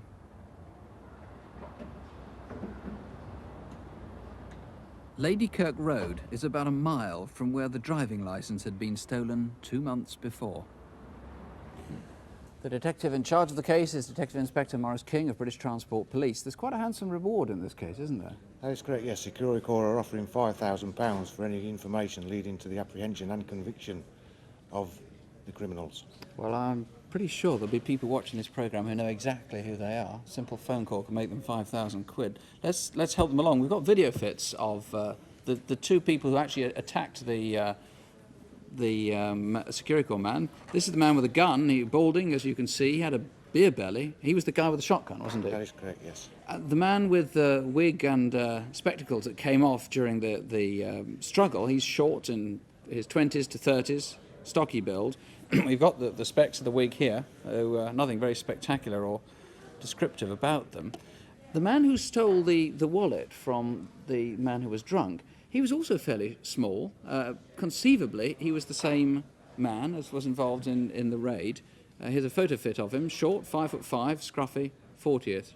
And we've got descriptions too of the van and the car. Now, what do you want to know principally about these vehicles? The vehicles were hired on the Tuesday. We wish to know where they were between the Tuesday and the Thursday, the day of the robbery. Right, well, there's the van, E820 ATN, and the Sierra, white Sierra, also E-registered E409VW. And, of course, where did the three men get out of that car before it was parked in Ladykirk Road? Not just £5,000 reward. We should bear in mind that these men are really quite dangerous. That is true, yes. It was a very daring raid with a degree of violence used. The Securicor man could have been badly injured. as well as a shotgun being used also. The £5,000 reward put up by Security Corps is there for our assistance and to help us catch these criminals. Well, if you want that reward, if there's any way that you can help, the number to ring is 018118055, or you can phone the Transport Police at Newcastle upon Tyne Railway Station. That's 091, the code for Newcastle, 261 1234, and ask to be put through to the police incident room. According to police figures, over 1.5 million cars were stolen or broken into last year. That's one car every 20 seconds. A third of those which are stolen are never recovered. In fact, a new Jaguar or a BMW can be as worth as much to a thief as a raid on a building society. Over the past 6 months in London, police have been piecing together a series of thefts, all of which have a very similar technique and all of which involve Mercedes. Our reconstruction starts near Sloane Square in Chelsea in southwest London. 8:30 in the morning. Mrs. Susan Parvey was about to drive out to the country to visit a friend when she noticed her car had an oil leak. She managed to drive to a nearby garage where she had it temporarily fixed. At about 9:15, 2 men were seen pushing an old brown car into Cadogan Place, stopping outside an antique shop opposite Mrs. Parvey's house. Where's the nearest garage to here? Just over in Sloane Avenue. Thanks. Mr. Riley, the shop owner, talked to both of them. Have you got a problem with your car? Yeah, not to worry. Got plenty of time. He noticed that the older man wore a lot of gold jewellery. Playing golf with my governor later. You play golf? Where? Sutton. At about 9:30, Mrs. Parvey was back from the garage and cleaning the wheel of her car, which had been covered in oil. Everything all right? I've had some kind of oil leak. Ah. I've got a mechanic coming in a minute. It's a mate of mine. We work in a shop over in Streatham. He'll put it right for you. After a few minutes, the mechanic returned. Garage was closed. He seemed more interested in Mrs. Parvey's problem than his friend's. Do you want me to take a look at your car? No, it's okay. It's fixed. Well, it's still losing some oil. I'll take a look anyway. Okay.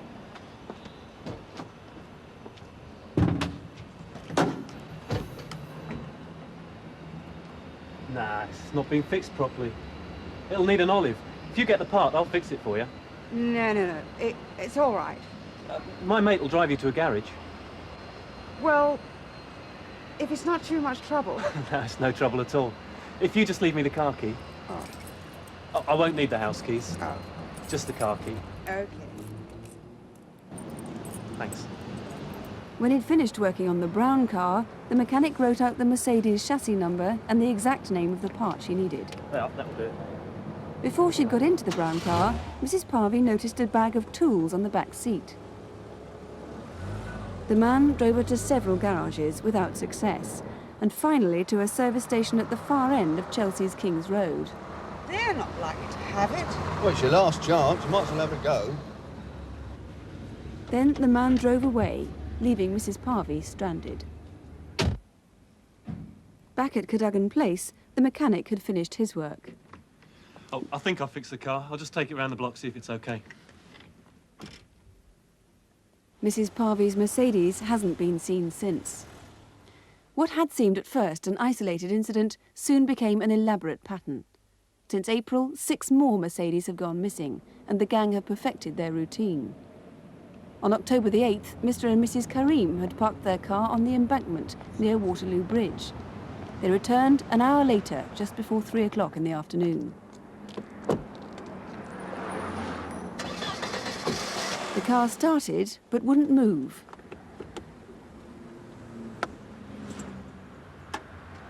It was the same problem, a leaking pipe. And, just as before, it wasn't long before help was at hand.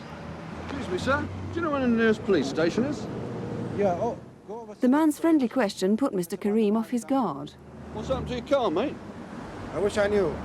Tell you what, I've broken down myself about 6 parking metres away. I've called a mechanic. Do you want him to come have a look at yours? Yeah, thanks. That's great. The basic method was the same, but the men were more careful. They only let the Karims see them together once. Well, I'm sorry to tell you, the thread on the end of the pipe has gone.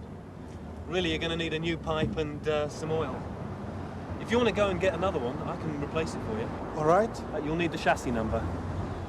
And this time, to avoid leaving oily fingerprints, the mechanic didn't write down the chassis number himself. 242F 094708.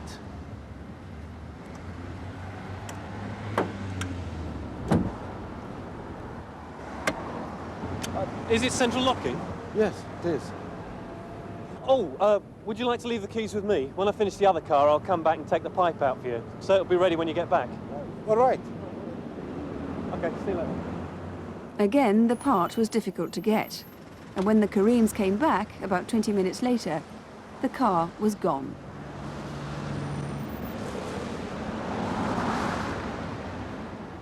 In case you were wondering, this is what an olive is.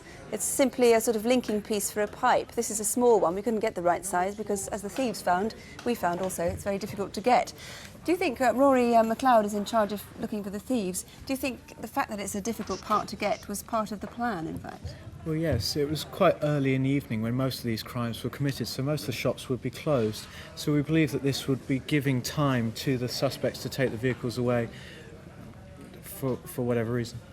These seem quite elaborate lengths to go to, just to steal cars. Well, Mercedes are normally very difficult cars to break into, and they were obviously trying to obtain the keys to the car, and that's the best way to do it.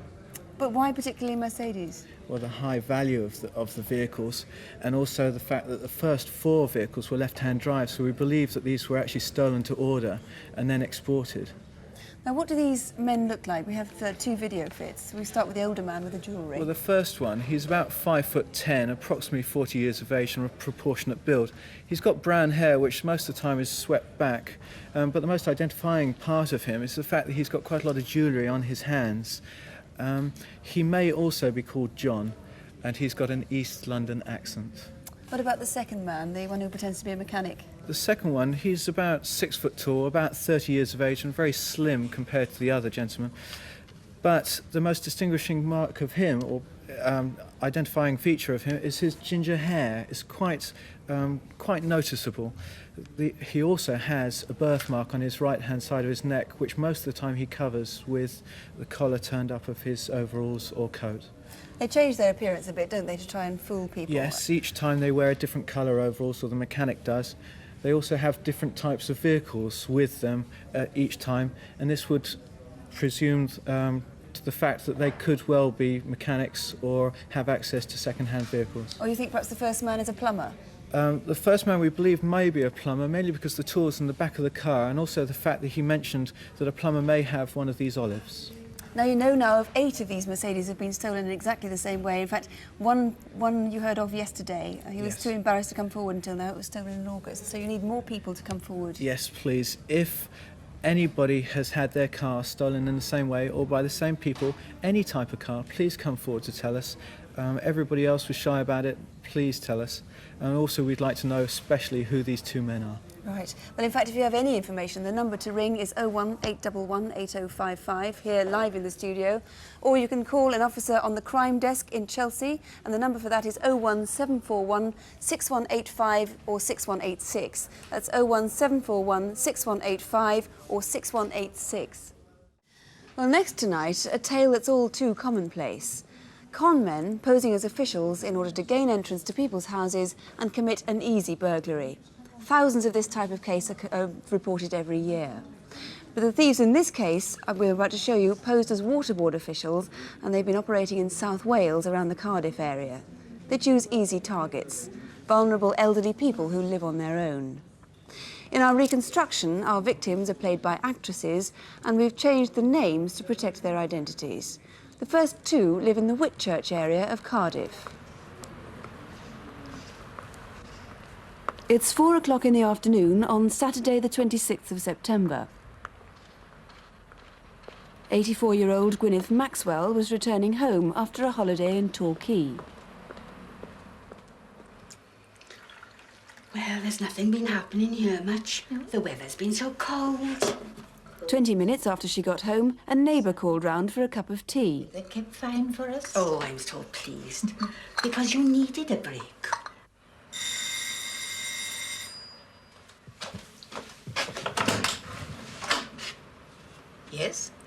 I'm sorry to trouble you, but there's a burst water pipe just up the road.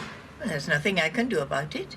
Well, the thing is, I've been told to come and check the water to make sure it's not contaminated. There's nothing wrong with the water. Well, I've got to check it.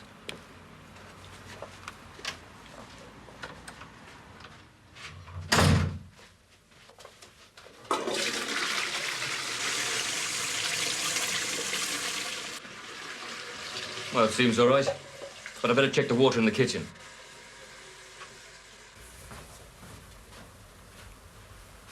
Well, I'll just check the taps.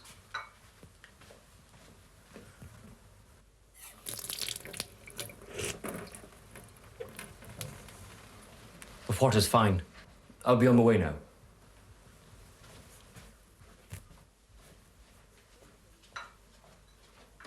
Both women thought the man's behaviour very suspicious, and they watched to see where he went. But it wasn't until there was a similar incident 19 days later that they reported the matter to the police.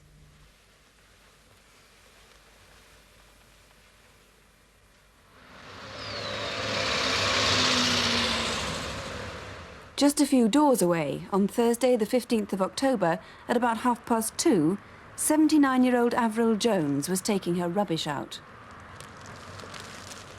20 minutes later, she received a visit from someone who said the water pipes in the road were faulty. Can you press down on the cold water tap as firmly as possible? Yes. Whilst I go upstairs and check the bathroom. Here, use this cloth. All right. Now, you'll hear some bumping and banging, but eventually the water will come out muddy.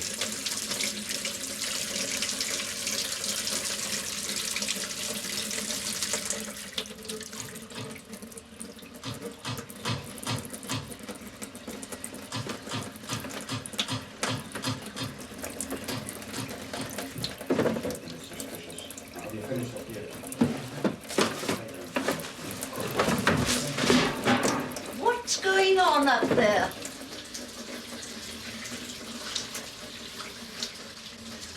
What's going on out here? Who's he? Oh, it's all right. He's with me. Now, what time does your husband get home? Well, I can't say, but if it's anything to do with the pipes, you put a note through the letterbox. I'll do that. Realising she'd been conned, she phoned the water board, too late. But she was lucky. The men found nothing of value and had left empty-handed. But like many old people, Mrs. Jones was too shaken to give police a good description of the bogus officials. However, house-to-house inquiries revealed the visit of 19 days earlier, and Gwyneth Maxwell was able to help police build an identikit picture of the man who'd called on her. How's that? Absolutely. 8 days later, October the 23rd, in the Cathays district of Cardiff. At about 1:30, 86-year-old Louise Thomas was returning home from the post office. She, like all the victims, lives on her own.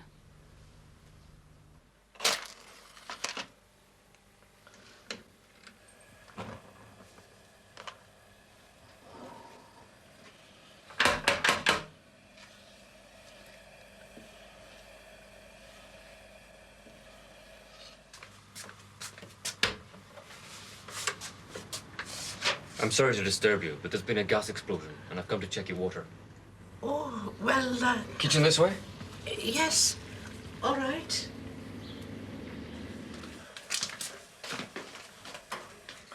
I've just got to check the purity. Can I have a glass of your water, please? Oh, yes, all right.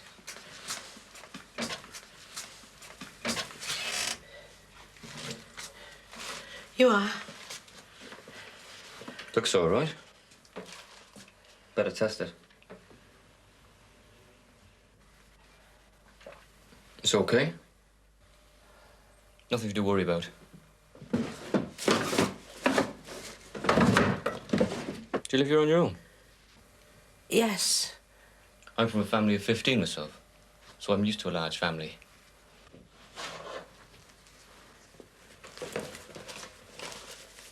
You're a Cardiff girl, yeah? Yes. I lived here all my life.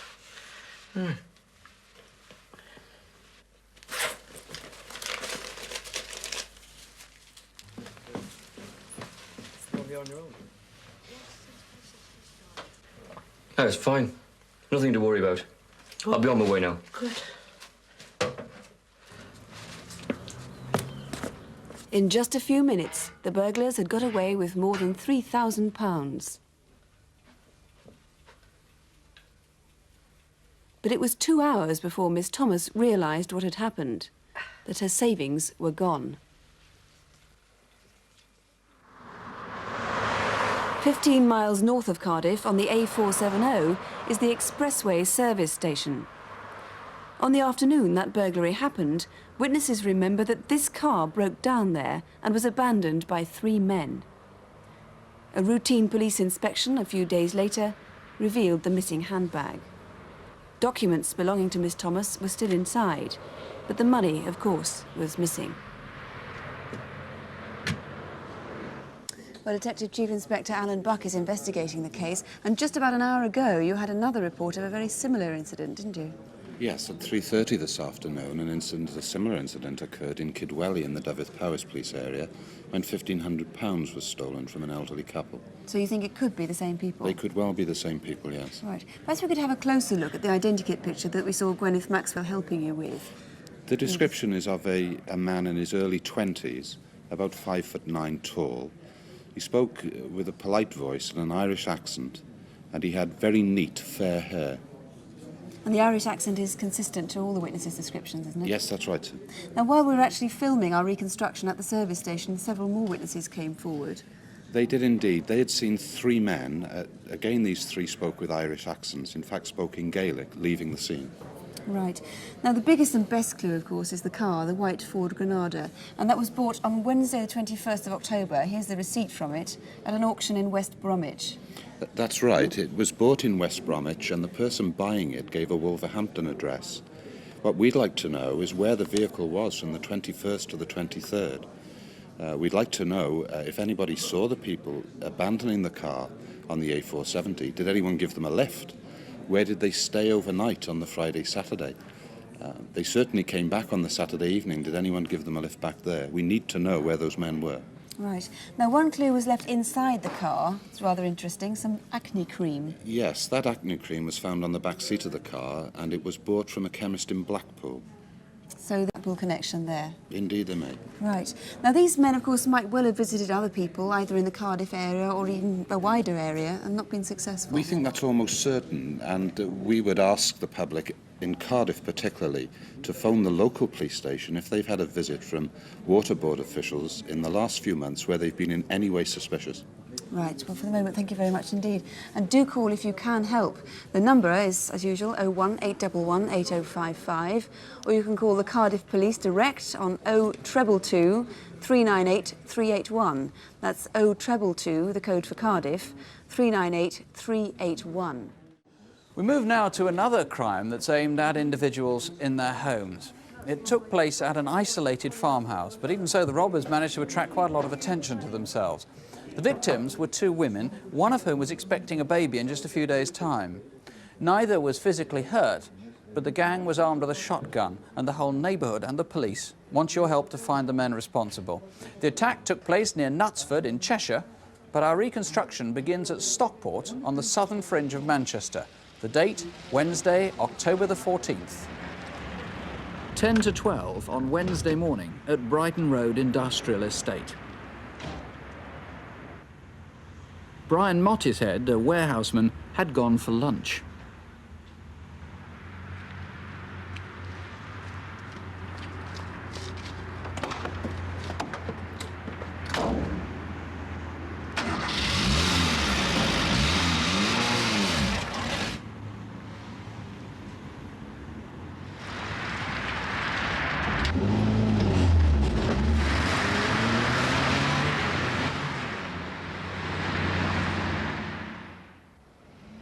(11 a.m., 6 days later, Tuesday the 20th of October. This farmhouse is 4 miles from the nearest main road. Kathy? Yeah? There's someone here. Will you come down with me? I don't like the look of them.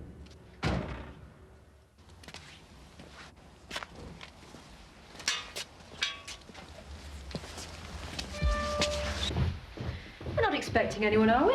No.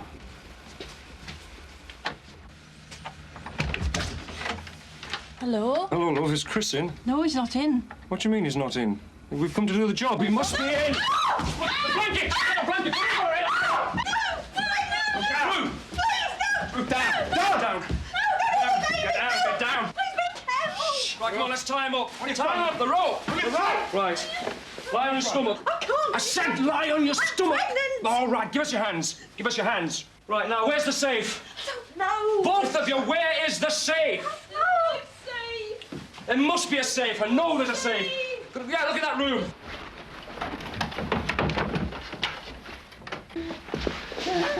Come on, love, where's that safe? There's no safe. Where's that safe? There's got to be a safe. Here. There's no safe. Where? Take my watch. Never mind your There's watch. Cash. Where's... There's What? cash upstairs. Where? Dressing table. In the dressing table? Dressing table. Oh.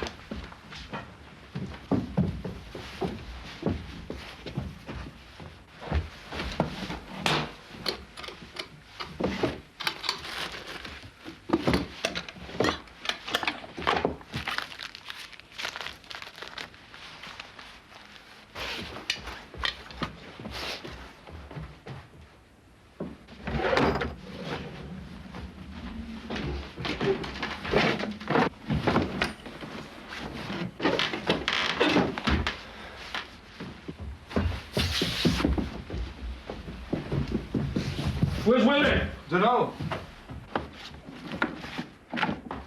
Right, where are the keys? The keys to the Porsche. I haven't got them. My husband's got them. Take mine. They're in the fruit bowl in the kitchen. Willie, go and get them.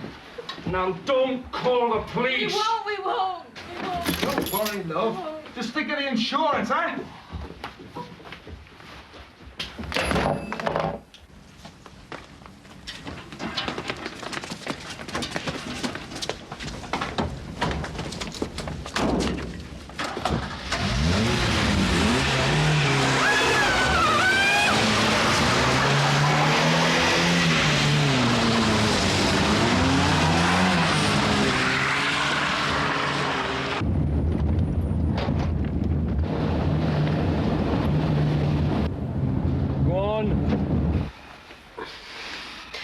You all right, Mum?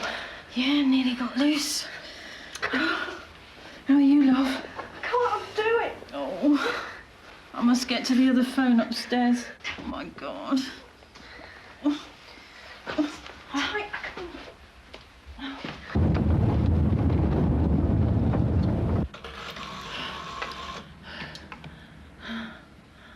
Police.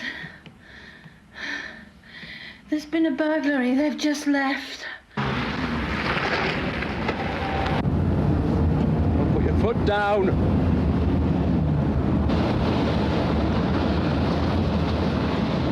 Oh, shit! Watch out!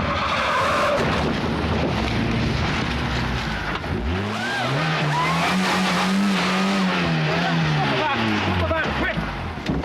Oi!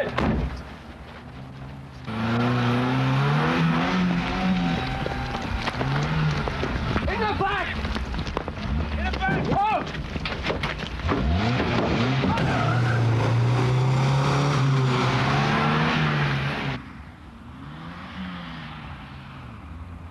Winslow to all patrols, observations for a white van believed involved in armed robbery at Bollinghouse Farm, Bobley. Over.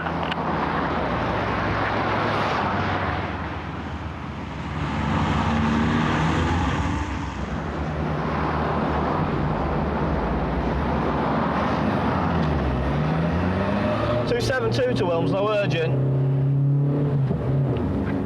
Yeah, I'm following this white van on the A538 through Hale Village towards Altrincham. Received.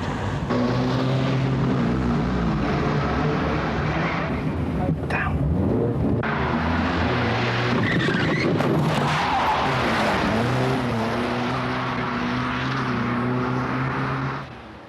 This is a private drive off the Hale Road at the north of Hale Village.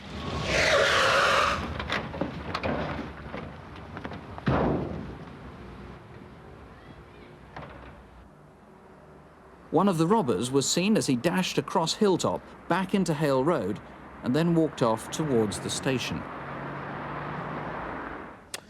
Ken Johns, how are the victims? It's a particularly horrid sort of crime, isn't it, in your own home? It is. Fortunately, the girl has now had a baby daughter and she's fine. But she's been through a very traumatic experience, as have all the family. So much so that they've now moved out of the house and out of the area. It seems a pretty incompetent gang. Let's come back to that in a moment. But where did they go when they split? Do you know, in Hale Village? Well, all we know is that they went towards Altrincham. They went towards Delahaye Road, along Hale Road. From there, we don't know whether they took a taxi, they may have taken a lift, they may have gone to the railway station. And we appeal for anybody that could help us in that matter. The van was stolen, as we saw, in mid-October. It disappeared then for 6 days. You must presumably want to find out where it was until Tuesday the 20th of October. The main source of interest is that when this van was stolen, it had on it some stickers. It had an Italian flag on the bonnet of the vehicle and also had a Costa Pure Coffee sign on either door. And these were missing when the van was recovered. Now, the robbers themselves, we've got quite a good description of one of them, I gather. We have, and there was a good video fit of it. This man is 6 foot tall, he's white, he's 25 years of age, he's very slim, with a pale, long, thin face. He had curly, untidy hair and was wearing untidy working clothes. That was made with a BBC graphics artist for Crimewatch. Apparently, when one of the witnesses saw it, it was made by one. When the other saw it, she was absolutely astonished at the likeness. She thought it was such a good likeness that it made her shudder when she saw the picture. She was very impressed. Tell us about this string that was used to tie up one of the women. The string is very similar to cord used on curtaining, and it's been doubled up and knotted for strength. It's particularly unusual. Somebody might notice that pattern of using string. I said that the gang seemed pretty incompetent. They were in a number of ways, quite apart from drawing all that attention to themselves. Yes, it was not a very professional job. They came looking for a safe in the house. There was no safe in the house, and they didn't get very much money from that job. There is a reward, isn't there? There is a reward of £1,500 for any information that leads to the arrest and conviction of the offenders. And I take it you're not going to be too fussed who you give it to, provided you get the information. I just want the information. I don't care whether it comes from the criminal fraternity, from the family of the offenders. I just want to clear this job up. Right. Well, the number to ring, as always, is 01811 8055. You can, if you prefer, ring the Chester incident room. That's 0244 313 131. That's 0244, the code for Chester, 313 131.